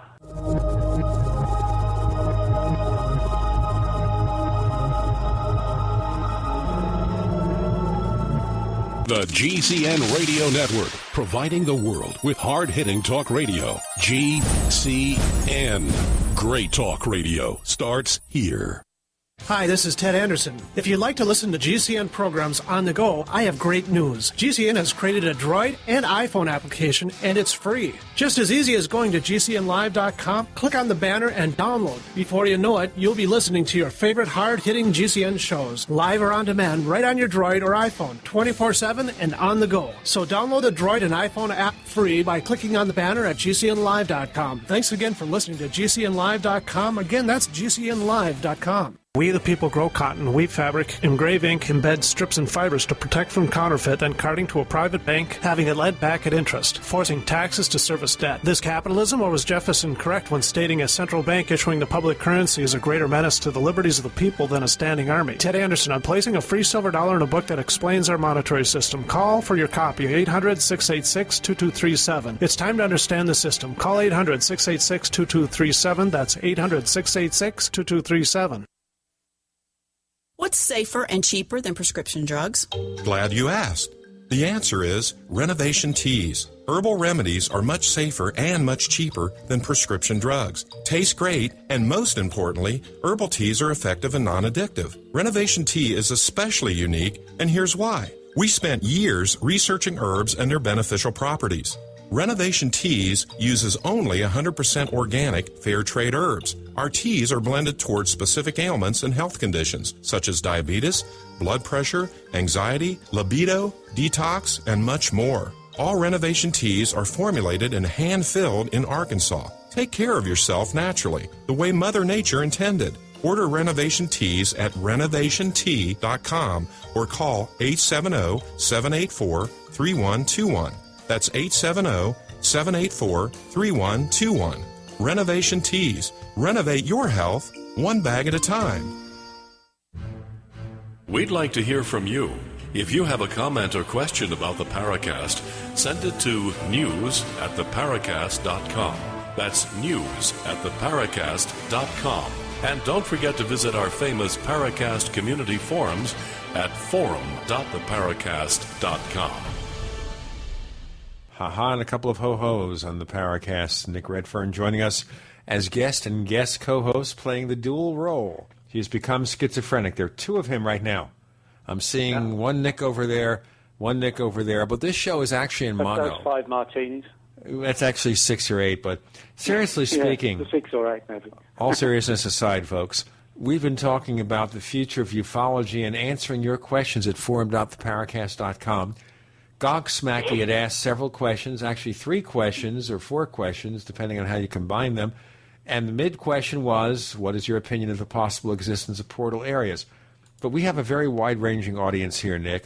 And some of our listeners know what I'm talking about, what you're talking about when we talk of window areas, portal areas. For those who need a 101 or an FAQ about portal areas, what are they? Well, basically, I mean, over the years or decades, they've had various titles. Like John Keel talked about window areas. Other people talked about portals, gateways to other realms of existence, interdimensional gateways or doorways. Now, all those terms are of course, theoretical. But, things like quantum physics today are allowing for the existence of other dimensions. I guess the best way to describe it is, you're in your car, driving down the road, and you turn the radio on. And for me, if I turn the radio on and there's classical music playing, I'm like, oh, God, quickly change the channel. And then if it's disco, I change it again until there's something heavy, pounding and guitar-based, and then I leave it on. So in other words, all these channels are playing at the same time, but you can only be tuned into one at any given moment. And unless you understand the technology of radio, you can only ever be on one. If you don't know that turning this particular dial changes the channel, you're always stuck on the one channel. And it's kind of like that, the idea that there are coexisting realms alongside us. And one of the reasons why I think this scenario is valid is because there are certain areas of the world which we might term sort of hotspots where they seem to be overloaded with just weird activity. And maybe these window areas aren't always static in one area, that they come and go, which might explain, for example, in the 1960s when you had the Mothman encounters at Point Pleasant, West Virginia. It was like the town was suddenly hit for a couple of years with Mothman sightings, contactee cases, alien encounters, the Men in Black, poltergeist activity, occult activity, the bridge falling into the river and all the people dying, which some people viewed as an omen. And then it came to an end. But that implies a lot of stuff in your one-paragraph answer. So I'm going to ask about that. The Men in Black. Is that a manifestation of creatures from elsewhere, or just the government, or hoaxers, or all of the above? I would say all of the above. I mean, I wrote a book in 2011, The Real Men in Black, right, which, looks at this whole mystery. And like the UFO subject, I don't think it can be categorized as one thing or another. Yes, there have been cases of hoaxing. Yes, there have been cases of mistaken identity. There are reports, obviously, from the 50s when people like the FBI dress like the Men in Black, black suits, black tie and fedora hat. And they typically turn up in a 50s-style black car. So some cases can be explained as the government, but there are very weird Men in Black cases, and most of these were the ones that sort of focused on Point Pleasant, where you have these sort of skinny, pale-faced little guys who have sort of no understanding of our culture, that actually come across as less secret agents and more like pale-faced paranormal ghouls or something like that. And I use those terms literally. And I think the real Men in Black are a manifestation of something paranormal that's always been with us. And the Men in Black are sort of their latest incarnation, and that, getting involved in it can be sort of a dicey, sort of area not to mess around with, sort of people like Albert Bender, look at the trouble he got into, so much. Yes, but is it even true that Albert Bender was anything more than just somebody a little screwy who invented a cover story when his interests changed? Well, I actually don't think so. When you look into it, he exhibited a lot of the aspects that people talk about when they sort of get involved in these type of phenomena too deeply, and then the phenomena gets its grips into them. He began to suffer psychological health problems, physical health problems, bad luck, just overwhelming negativity in his life. Just strange things like this that you can go throughout history, demonic possession, and there's so many parallels with what he had that I really do believe there's sort of like an occult world, and if you open the door to it, it's not necessarily a good thing to do. And I think possibly, these phenomena manifest in the way that our subconscious fears or desires even want them to. That there's some evidence to suggest that Bender may well have got a visit from government people and warned him about his UFO group. This was round about the time of the Robertson panel, so that would make sense. But then what I think happened was that he got so panicked by this imagery of the black-suited government people visited him that the paranormal aspect got its grips into him by amplifying that imagery even more. And, the sort of the paranormal Man in Black then strode into his life. Well, you imply in that the paranormal can be very negative. Oh, yeah, I don't dispute that at all. I think, people think it's sort of cool and exciting to get involved in invoking this or that or Ouija boards and whatever. I do really believe there's a genuine realm of the occult, and that it's possible to invoke contact with it or open portals and doorways, but depending on your mindset and the trickster-like angle of this phenomenon, which can be benevolent, malevolent, friendly, malicious, teaching, deceptive, however you want to term it, you often get what sort of reflects your own character. Or, if you're a weak person, you get taken on by, something that's of a very strong character, because it can manipulate you and push you down all sorts of avenues. A lot of people don't realize that, I'm into all this sort of stuff. I view the UFO phenomenon from a very esoteric, paranormal angle, not, the nuts and bolts ufology angle, but I still believe the government's hiding its knowledge of something. But I think there are people in government who know it's not just nuts and bolts aliens. They know it interacts or embraces all this other weird stuff as well. Well, I have to say, I haven't gone into much detail, and I won't, but I think maybe you have a sense of it, that my life has taken on a number of very strangely negative aspects in recent years.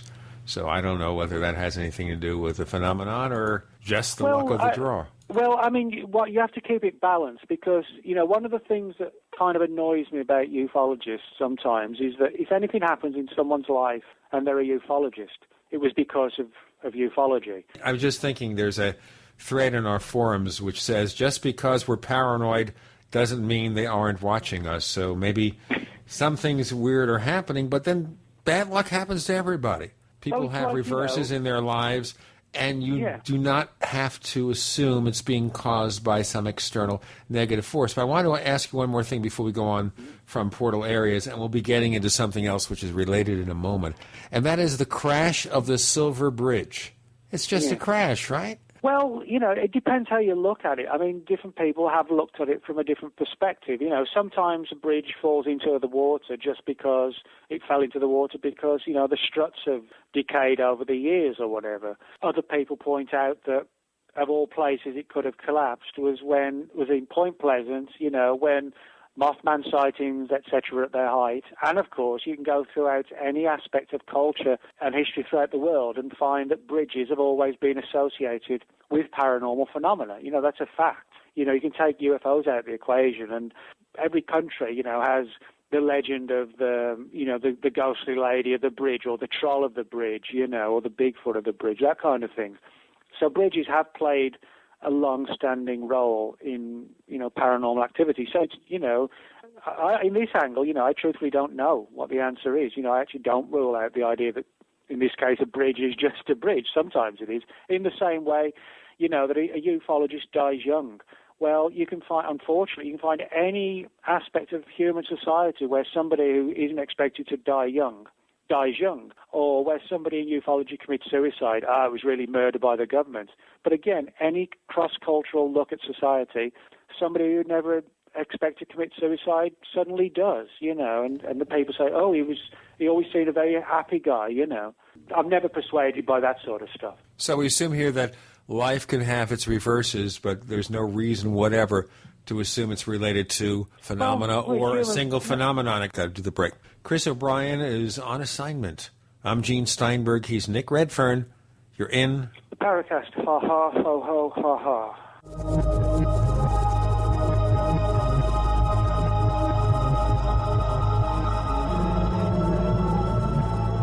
Hey neighbors, you've seen all those crazy, wacky products on TV. The perfect tortilla, easy covers, hot booties, furniture fix, petty spin, and more. Where do you find all that stuff? You go to AsSeenOnTV.com, because this is the one-stop source for all of these TV goods advertised. Find all your favorites as seen on TV. Check them out as SeenOnTV.com. And by the way, save 10%. Here's what you do. Use the code SEEN1, S-E-E-N number 1, SEEN1. Go to AsSeenOnTV.com to order. Save 10%.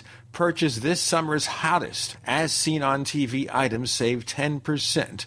Or call 1-866-277-3366. 1-866-277-3366. The code SEEN1 to save 10%. Hi, Jason Lewis here. Anybody who's been listening to my program knows how shaky the U.S. economy is right now. Will we have a V-shaped recovery, or will it be a W-shaped one where the nation slips back into recession? Of course, if you think that Washington can spend or inflate its way out of a downturn, you've got nothing to worry about. But as you know, I have my doubts. So let me tell you about gold. Now, as my friend Ted Anderson from Midas Resources likes to say, gold, like all commodity markets, fluctuates in price and you could lose money, but it has never been worth zero. Give it some thought, and if you're interested in converting your IRA to gold or would like to actually have it in your possession, call Midas Resources today at 1-800-686-2237. The U.S. dollar was once backed by gold, but has since lost 90% of its value. And if things don't change, I'm afraid the trend will continue.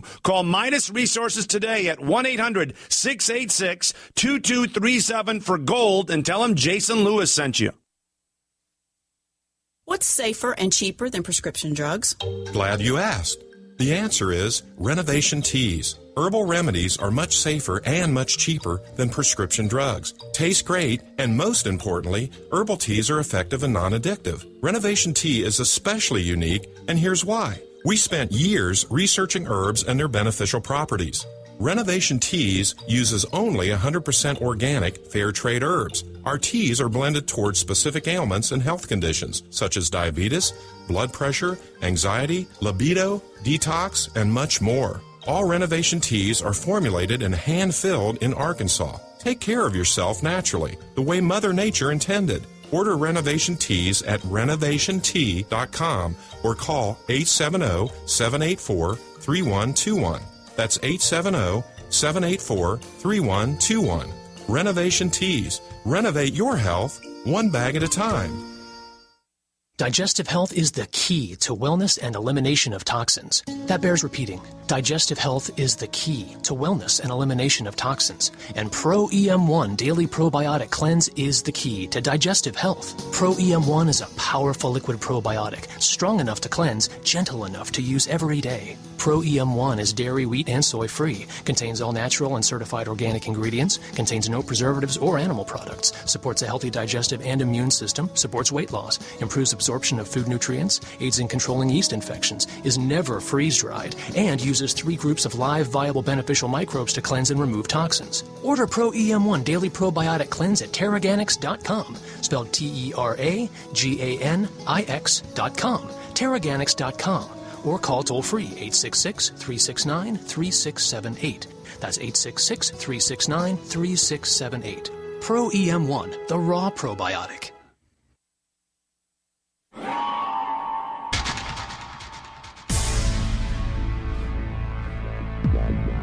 Welcome back to the Paracast, the gold standard of paranormal radio. And now, here's Gene Steinberg. Nick Redfern joining us. I'm Gene Steinberg. He is both guest and guest co-host this week. Chris O'Brien's on assignment. He'll tell us more next week. We were exploring the portal areas and about people getting caught up in paranormal or UFO-related events. We were answering the questions from Gog Smacky at our forums at forum.theparacast.com. Here's one more question from him. Do you think the UFO phenomenon is just one single, as yet unidentified phenomena, or are there multiple sources, E.T., military trickster, etc.? Places like Skinwalker Ranch caused me to question everything I ever thought I knew about UFOs. It really muddies the water in terms of clarity for me. What do you think? Well, yeah, no, I agree. But it shouldn't muddy the waters, and I'll tell you for why. Because we should realize that the phenomenon really isn't one thing. You know, that the question is actually correct, that when you look at it, there are some reports that do suggest solid nuts and bolts craft, which could have been E.T. I have my suspicions that at least some of the black triangles are military aircraft. Don't say all of them, but some of them are. You know, do I think that ball lightning in some cases has been responsible for a few UFO incidents? Yeah, I'm certain it has. In the same way as, you know, sort of plasmas that the British Ministry of Defence addressed in their Condign report that was released a few years ago. You know, a lot of people thought that's just a cover story, but if you read that, it talks about how these plasmas can affect the human mind and make people see, you know, have visionary experiences and things like that. So it's a pretty in-depth report. So you have that angle. You know, you have things like Mac Toney's crypto-terrestrial idea, you know, that of ancient humanoids living alongside us, trying to pass themselves off as extraterrestrial to mask their real identity. You have the time travel theory, the idea that it's us from the future coming back to try and save the species thousands of years from now. You have the interdimensional, the portal angle. Now, I'm not saying, of course, all these are correct, but what I am saying is that there's no reason why we shouldn't take the view that multiple things should be going on. Why should it just be ET, or it's all just model UFOs hanging on a piece of wire? There's no reason why multiple theories can't be correct. So in the answer, therefore, what are UFOs? All of the above. Yeah, exactly. Yeah. Okay, what about Skinwalker Ranch? Now, we did a special roundtable on Skinwalker Ranch just a couple of weeks ago, one of our best received shows. So what's your take on all the crazy stuff that's going on there? Well, I kind of view that like I view Point Pleasant, or I view a place in England, very near where I grew up, called the Cannock Chase, a large area of forest, which, like the Skinwalker Ranch, was the site, or still is the site of strange creatures, UFOs, ghostly activity, paranormal goings on. And, that's how I view the Skinwalker Ranch, is that it's kind of like one of these window area type places where it's like somebody or something said, okay, it's going to be you for the next 2 years or whatever, and something opens and something comes through. I don't pretend to understand the science and the, behind it all, but I think there's enough of a trend and a pattern to see that is what's going on, that, certain areas seem to, of our planet, cross paths with somewhere else, whatever that somewhere might be. And it's not like a permanent thing always. It's like a temporary situation. And I think for a specific period of time, it was Point Pleasant's turn, and the Skinwalker Ranch in Utah, it was that place's time for a while as well. We don't hear about the Bermuda Triangle much anymore. That was a big rage. I know back in the 70s, Charles Burles had a best-selling book, The Bermuda Triangle, which then led him into doing a book about the Philadelphia experiment. Bermuda Triangle, what about that? Well, yeah, I think one of the reasons we don't hear so much about it is because as time passes and some of these mysteries, people lose interest in them, less people are investigating them. I think that's what it comes down to a lot of the time. If we take, for example, like crop circles, if you look at the crop circle field today, it's more about recording the cases, getting good photographs, and the media covering them in the local British newspapers. 20 years ago, it was more about researching, the nodes and the lay of the land, and, is there elevated microwave readings in the area, that kind of thing. So even that's changed. And I think it comes down to trends, and trends attract people in varying degrees at varying times. And I think that's the same with the Bermuda Triangle. Maybe it's not that there aren't cases going on, but if there's nobody really actively researching them to a great degree and writing about them, it goes away. It's like even abductions. You look at the late 80s, Whitley Strieber, or the 80s in general, the Andreasen books, there was a massive influx of abduction books and stories. Even that's dropped off to that today. Doesn't mean the reports aren't going on as much, but, if there's not that visibly a scene, it kind of fades away. And I think that's probably what's happened with the Bermuda Triangle. Or maybe the events don't happen if people aren't around to write about them. Well, that's right. Sometimes, somebody goes through the Bermuda Triangle and has a bit of engine trouble, and they perceive it as being because of the Bermuda Triangle, because people have written about that. Well, maybe, engine trouble's just sometimes engine trouble. Turbulence in the sky is sometimes just turbulence in the sky. But you associate it with something weird because we all know the area is supposed to be weird. So. And the same thing is true about other areas around the country and around the world. Yeah. Well, I will never go through the Bermuda Triangle because I think they'll get me. They'll get me, I'll tell you right now. I'm positive they'll get me. They're looking for me. But then Jim Mosley lives in Key West. He's not that far from the Bermuda Triangle. I'm sure I went through it when I went to Puerto Rico on various occasions looking for the Chupacabra. I flew off from Florida. I'm sure I went through it a bit. I don't remember any turbulence or missing time or anything, So. But that doesn't mean anything, How do you know you didn't? Maybe you forgot about what really happened. Well, that's true. Yeah, look about that. Possibly. Maybe. Yeah. Of course, we'd hope with Skinwalker Ranch that a certain person by the name of Bob Bigelow would be more forthcoming about information. What's your take on him? Do you think he works for the government? Are they feeding him cash to do his stuff? Is he under contract with the government?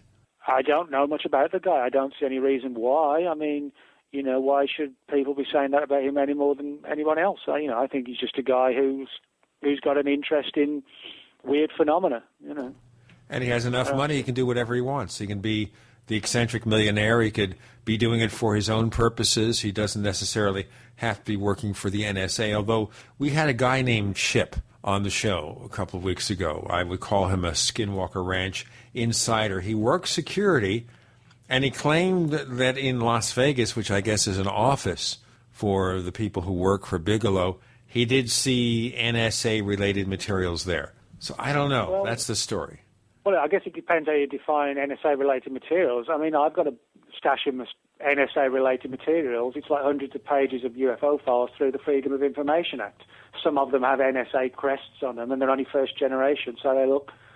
And you're not really good working for the NSA. We're almost assured of that. No, I'm not working for the NSA, but, There you go. I got to do the break. All right. Chris O'Brien's on assignment. He's Nick Redfern. I'm Gene Steinberg. Imagine that. And that means you're in... the Paracast.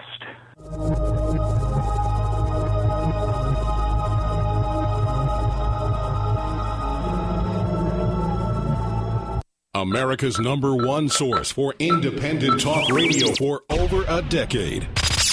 We are the GCN Radio Network. Graphic Converter is the image manipulation tool for the rest of us. It does not use any database. You get full control of all your files. Want to view the images of a folder? Drag it into Graphic Converter, and a powerful browser opens up to show your image files. You could use it for slideshows. You could use it to import images from digital cameras or from scanners. Need to do some image editing? You can do that too in Graphic Converter. Also print catalogs. Convert from so many formats I can't even list them. Download now to see if Graphic Converter is good for you, like 1.5 million other users. Guess what? You could save money when you buy Graphic Converter. Use the coupon code Night Owl. Use the coupon code Night Owl to get a special price for Graphic Converter. Go to lemkesoft.com. That's LEMKEsoft.com. Lemkesoft.com. LEMKEsoft.com. Fight back this cold and flu season with the world's best garlic extract, Ali C. Why Ali C? Because it helps your body fight viruses, bacteria, and fungi. Ali C has been scientifically proven in double-blind studies using low doses to greatly reduce the number, severity, and duration of common colds. Ali C contains 300 milligrams of stabilized allicin, the active ingredient in crushed garlic. Studies show Ali C is effective against MRSA, bacterial, fungal, and viral infections. One tablet of Ali C has the equivalent of 40 cloves of garlic. Ali C supports your body's resistance to all types of conditions and can help lower high blood pressure and high cholesterol. So boost your body's resistance to infection with nature's best garlic extract, Ali C. For more information and to order Ali C, call 877-888-7126 or go to garlichealthproducts.com. That's 1-877-888-7126 or go to garlichealthproducts.com for your Ali C today. Do you owe the IRS money that you can't pay? Are tax liens and levies ruining your life? Are you tired of being afraid just to go to the mailbox? If this describes you, then Dan Pilla can help. Hi, I'm Dan Pilla, and I've been solving tax problems for more than 30 years. In fact, I wrote the book that made it possible to negotiate settlements with the IRS, and I've helped thousands of people do exactly that. Call now at 800-346-6829 to learn how I can help you. You know your IRS debt will not go away by itself, but you don't have to live in fear anymore.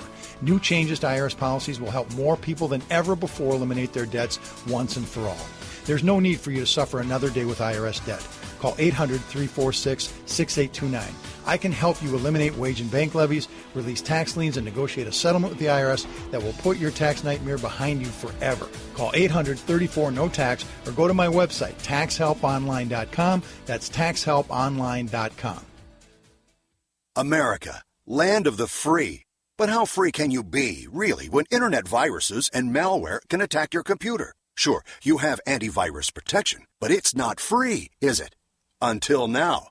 Now, Zone Alarm offers free antivirus protection. And independent studies show that Zone Alarm provides better malware protection than even Norton and McAfee. And they're not free, are they? Declare your freedom and go to getbetterforfree.com. That's getbetterforfree.com. Hi, this is Ted Anderson. Have you ever wondered why banks, stockbrokers, investment advisors won't talk about gold IRAs? They've been available since 1986, yet the financial industry won't recognize the value of gold for your retirement. Gold has outperformed paper investments, yet no word about IRAs. If you would like to have gold for your retirement, call 800-686-2237. Don't get left behind by rising inflation and low returns. Call 800-686-2237. Secure your future and call 1-800-686-2237.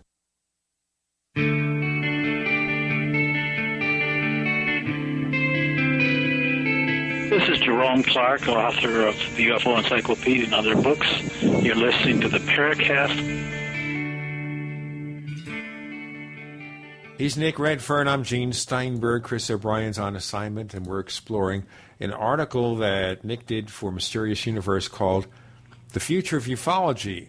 And we're going to cover more of that right now. Conrad Hartman, who is a relatively new member of our forums at forum.theparacast.com, says, in the Future of Ufology, you said, can you imagine if the major UFO conference of the year in the United States had a group of speakers where the presentations were on alien abductions and DMT, the Aleister Crowley-Lamb controversy, ufological synchronicities, and the UFO occult connection?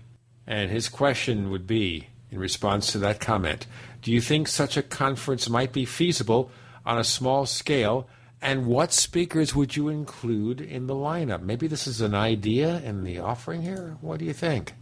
Well, I mean, yeah, a conference along those lines isn't just feasible. I mean, it's 100% doable. The big task, I suppose, is to convince the big groups to actually put that on, because, you know, most of us, certainly, you know, me included, you know, we don't have the money to sort of hire a big room and, you know, fly in speakers from across the, you know, the country or whatever. It'd be great if we could, you know. It's just not going to happen. But so you need somebody who's got the budget to be able to do that first. But in terms of the speakers and the subject matter, that's not a problem. I mean, what I would say in terms of the whole DMT angle of potentially DMT, you know, opening doorways to other realms possibly. I mean, I would say Rick Strassman, because he wrote, you know, The Spirit Molecule, which is about the effects of DMT and, you know, what seems to be interaction with some other entities, if you like, but via an altered state. The whole thing with Crowley and Lamb, I would say Adam Go-Rightly, who's very learned on that subject. You know, if you wanted somebody else, you know, talking about sort of other esoteric angles, I'd say Greg Bishop. You know, Greg's written extensively, you know, on the idea of the phenomenon not being extraterrestrial. So, you know, that's just three off the top of my head. You know, there's no reason this can't be done.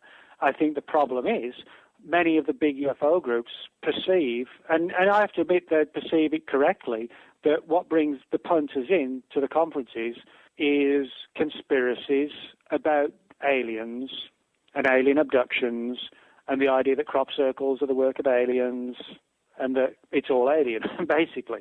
That brings people in. You know, this may sound cynical, but I don't think major conferences would be totally against. Some of them would, because they're stuck in the old ways, but some of them wouldn't be adverse against putting on that conference on those very topics, but they would be worried that it wouldn't bring in enough people and they'd, you know, lose money.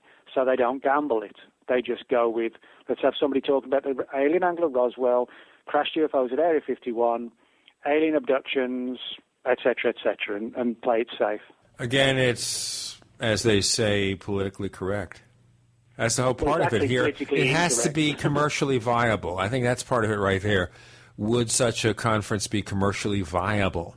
Well, that's the thing. It might not be, but the reason it might not be is because, you know, the audience that's interested in UFOs has been indoctrinated to a significant degree in the ET age. It's not, you know, when the whole subject is dominated by the ET angle, inevitably people are drawn to it and read on it. They're going to be exposed mostly to the ET age. So you're going to have obviously more people amenable to that theory. And so, it goes in like a cycle. So, yeah, I think there actually is something to be said that even amongst the audiences or the potential audiences, you are going to have less who are going to come along to that conference purely and simply because less people are exposed to that angle. Well, it'd be a cool idea if we can get somebody to fund it. I think it'd be fun. It would be. I would even go there. I'll tell you, I don't go to too many UFO events anymore. I used to. But I would go to this one if somebody was willing to put up the money. And the reason I say that is because back in the 1970s, I tried to sponsor a UFO convention, myself and my first wife, Geneva, and a gentleman by the name of Fred G. Phillips, who was once my business partner. And we all got together, and we put on this UFO convention in Valley Forge, Pennsylvania, just outside of Philadelphia. And I wish we had maybe another $1,000 or $2,000 to promote it. I think we could have brought in a really good audience. Instead, we lost about $100, which in 1970s dollars, it seemed like a lot to us. So I vowed I would never, ever, did I say never, ever, do it again? Well, yeah, I mean, it is one of these situations where putting on a conference isn't just as easy as putting on a conference, You have the logistics of booking the place, getting the people in, I mean, I see a lot of this behind the scenes where, people are putting conferences on, because when I'm speaking at conferences, you do see a lot of what goes on. And one thing I see more than anything else is frazzled conference organizers, running around like headless chickens, worrying if they're going to get everybody in, if the flights are coming on time, are they going to get enough people, enough walk-ins on the day itself, and it's like, I just don't want the hassle, I just can't be bothered with the hassle of it all. I'll go to conferences and speak, and I'm always pleased and happy to hang out and chat with people, but, don't ever ask me to put a conference on because it's like I couldn't think of anything worse. I was looking here at the schedule for UFOCon, and that's in Santa Clara, California, in the Silicon Valley, where they have Apple and Google and all those people. And in order to bring a crowd, they have a pretty wide range of speakers. Of course, we have our own Chris O'Brien there, and we have a lot of really serious people there. We have Rich Dolan, but we also have a few people who are, shall we say, more of the extreme nature in terms of UFOs. And you have to think that it's done because the sponsors want to bring in a crowd. They want to bring in an audience, so they bring in not just the serious UFO researchers who are willing to share the stage, but the people who maybe have wackier ideas. Well, I mean, if you're a conference organizer, there's nothing wrong, with wanting to fill your auditorium. That's something what every conference organizer should strive to do. But in saying that, it shouldn't be decided, you shouldn't make your speaker roster based on who you think will fill the auditorium. What you should do is want to fill it, but have a wide range of speakers and hope, you can get the word out as to why it's important to come, not just because it's the same old faces, So by all means, try and fill your auditorium, but don't do it from a cynical ploy of booking this person or that person. Yes, I think that ends up being a negative. And I think I couldn't get involved in that kind of UFO-style event. Maybe it would be too politically incorrect. I don't know. For me, don't know if I do. It's not even politically. I don't even consider it for the politically incorrect angle. It's just I don't want the stress and the hassle of doing it. You can take UFOs out of the equation. I wouldn't organise a conference on, I don't know, how to look after your pet dog. It's just. I wouldn't do it. No, I did it once, and I used to help Jim Moseley back in the 1960s. Jim staged UFO conferences in New York City. Monthly he'd have an event with a guest speaker, and then every so often he'd do a really full-fledged UFO convention. And I don't know if he ever really enjoyed it because you're so wrapped up in the nuts and bolts of, as you say, booking the guests and making sure everybody's happy and dealing with the hotels and the hassles and all that stuff, and then hoping to recover your expenses. Whether or not you make money, who knows? I even wonder these days if those convention organizers who have these events, and they've got all these speakers flown in from around the country, you get all these plane tickets, and we know the airlines are getting rich over them. Certainly if you look at the places where people came to attend this UFO con in Santa Clara, California, people from around the country, you think of the airlines getting rich over those tickets, you think of the hotels being flush with guests, but you have to think, do they really get enough money to make it all worthwhile? Is it worth the time, the trouble, and the energy? Yeah, I mean, I think a lot of the times, they may break even. That's why I always tell people, it's like ufology, if you want to earn a living from it, is a hazardous job. I couldn't. I work full-time as a writer, but, in terms of, the ufology as... Only a very few people make the big bucks. He's Nick Redfern. He doesn't make the big bucks from UFOs. I'm Gene Steinberg. I don't either. You're in... the Paracast.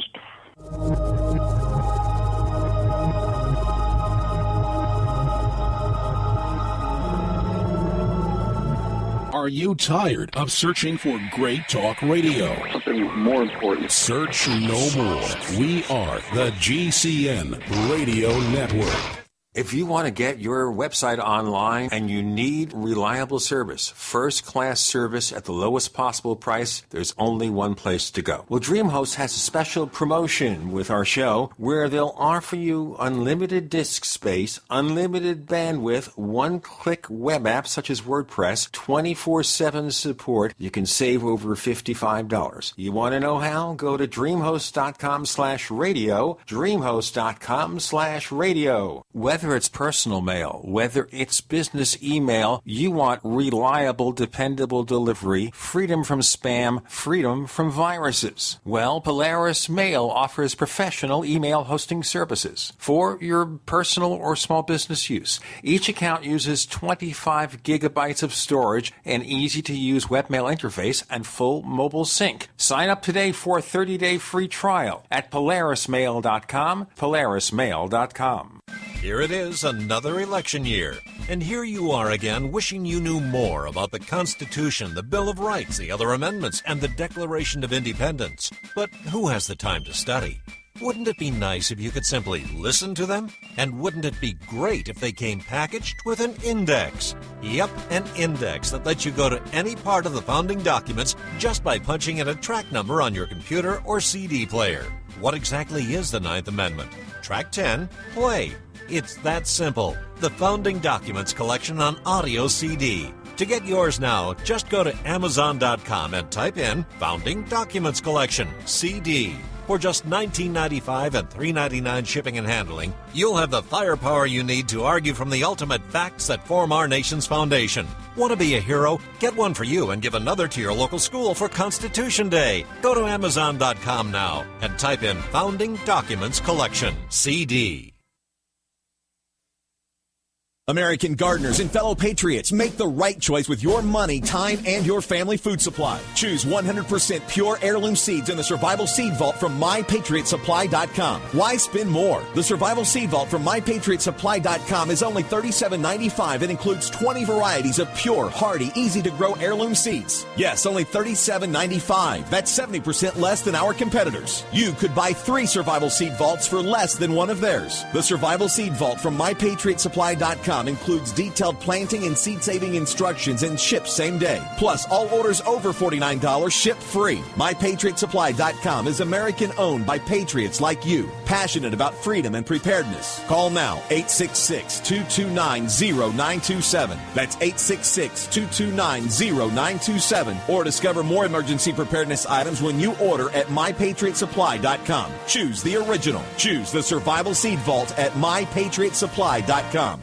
Every day, nearly 3,000 families enter into foreclosure and face losing their home. If you're currently behind on your mortgage, you can still avoid foreclosure. You can save your home, but you need to act now. We're Allied State Foreclosure Services. We're experts in saving homes from foreclosure. With just one phone call to us, you can stop the foreclosure process, lower your monthly mortgage payments, and save your home. Call now. The call is free with no obligation. 1-800-597-8843. Call us if you've been threatened with foreclosure, denied loan modification, or missed a payment on your mortgage. If you've been a victim of a predatory loan or are upside down on your mortgage, even if you've lost your job and you're worried about losing your home, don't wait. Call us now and let us help you save your home. You've worked hard to build a life with your family. Let us help you keep your home. Call now before it's too late. 1-800-597-8843. 1-800-597-8843. 1-800-597-8843.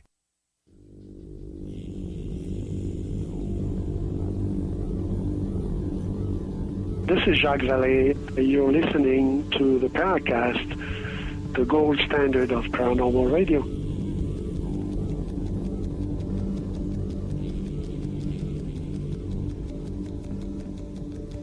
Gene Steinberg and Nick Redfern are starving writers now. We're getting by. I mean, joking aside, it is one of these things, where it's like any self-employed job. You got to go where the work is. You don't starve, but I mean, you've got to go where the work is. It's no good just saying, I'm just going to do this, come hell or high water. It's if you're a self-employed person, you whatever you are, if you're a gardener, if you're house painter, you go with the work that's offered, or that's available. You don't just say, I'm just going to do nice old-style houses, That's ridiculous. You'll run out of old-style houses. Exactly. Okay, back to UFOs. Back to the question from Conrad Hartman. Yeah, second question. And it's about the article that Nick did called The Future of Ufology. What elements of the occult do you find most interesting in relation to the UFO phenomena? I would say the stuff like Crowley and Jack Parsons, the idea of sort of invocations and altered states to manifest these entities that sound surprisingly UFO-like, and the fact that many of these people are tied with ufology. Jack Parsons, actually talks about opening portals to let the flying saucers through. Aleister Crowley's Lamb, if you look at the drawing that Crowley himself made, it would be quite at home on the cover of a book about abductions. It would. He's got like this large, hairless head and these little tiny shoulders and these penetrating eyes. Granted, they're not the big black eyes, but they're penetrating, hypnotic eyes. So it's things like that. The idea, the altered states, psychedelics, the potential for opening doorways and portals to let something through that we don't normally see in, sort of regular space-time, if you like. Those are the sort of aspects of the occult that interest me in relation to UFOs. To be honest, things like ghosts bore me stupid. I've never written a book on ghosts, and I never will because I'm just not interested, I don't know why. It just never sort of grabbed me. Cryptozoology and UFOs are my sort of two bigger areas, and some conspiracies or, political conspiracies kind of bore me. But some conspiracies. But, ghosts, no. But in terms of UFOs and the paranormal, as I said, the Crowley, Parsons type of stuff.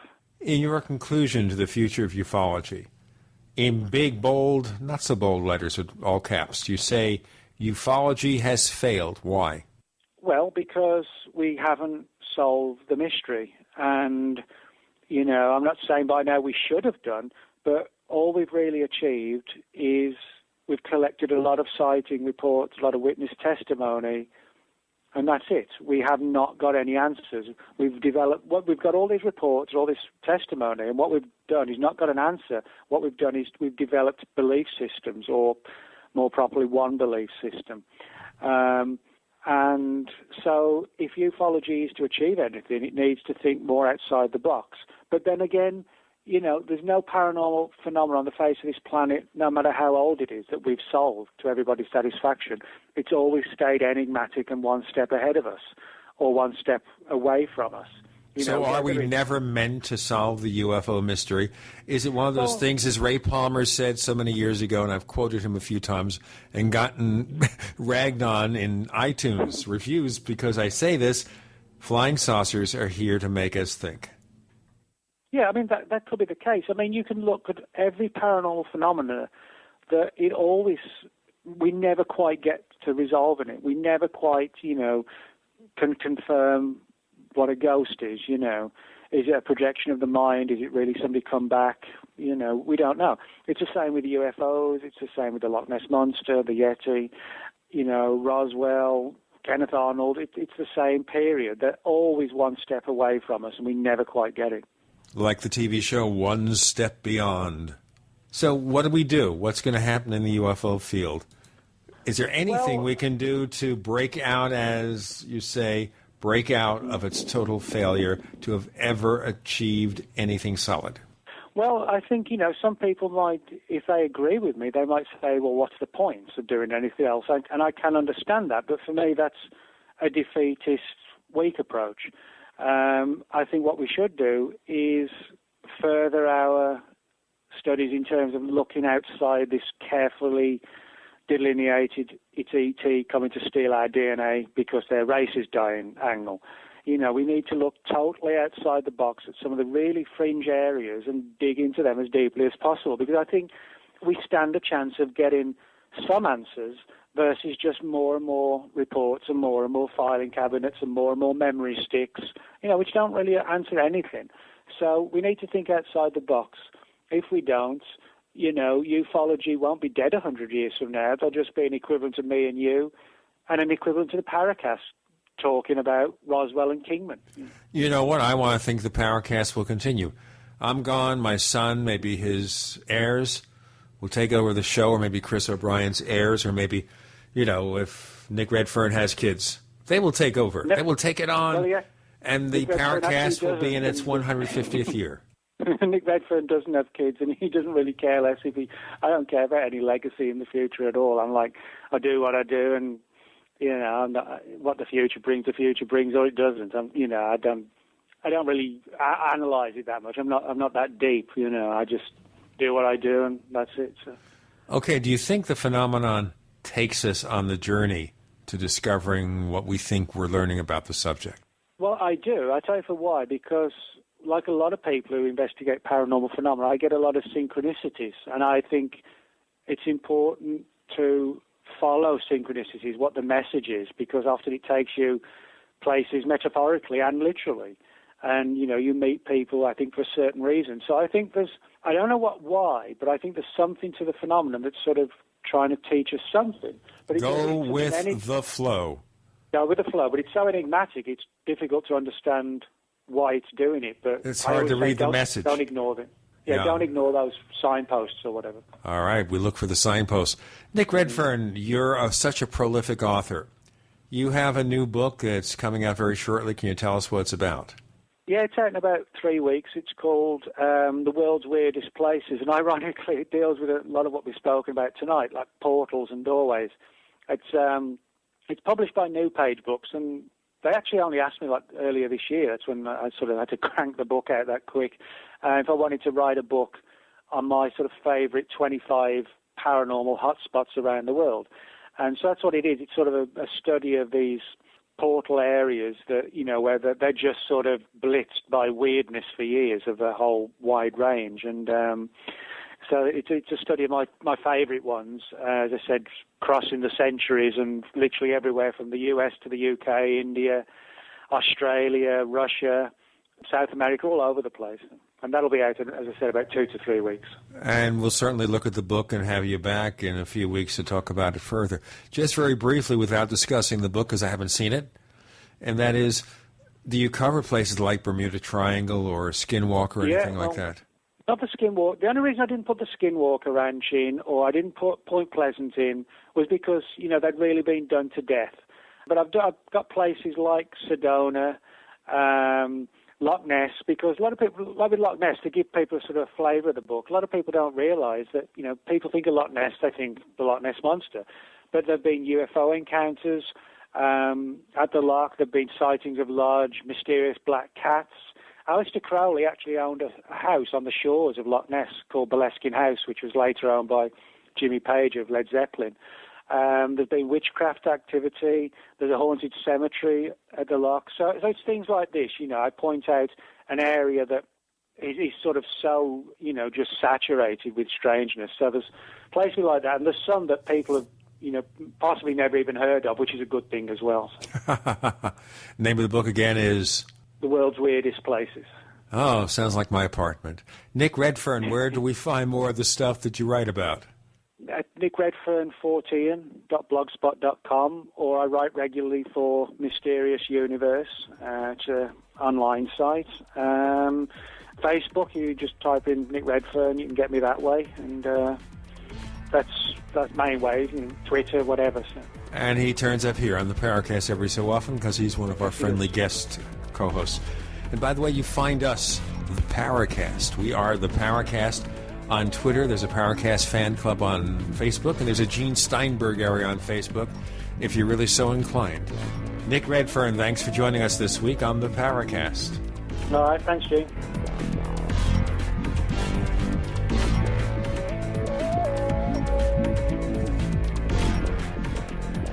The Paracast, featuring Gene Steinberg and Christopher O'Brien, is a copyrighted presentation of Making the Impossible, Incorporated. Tune in next week for a new adventure in The Paracast.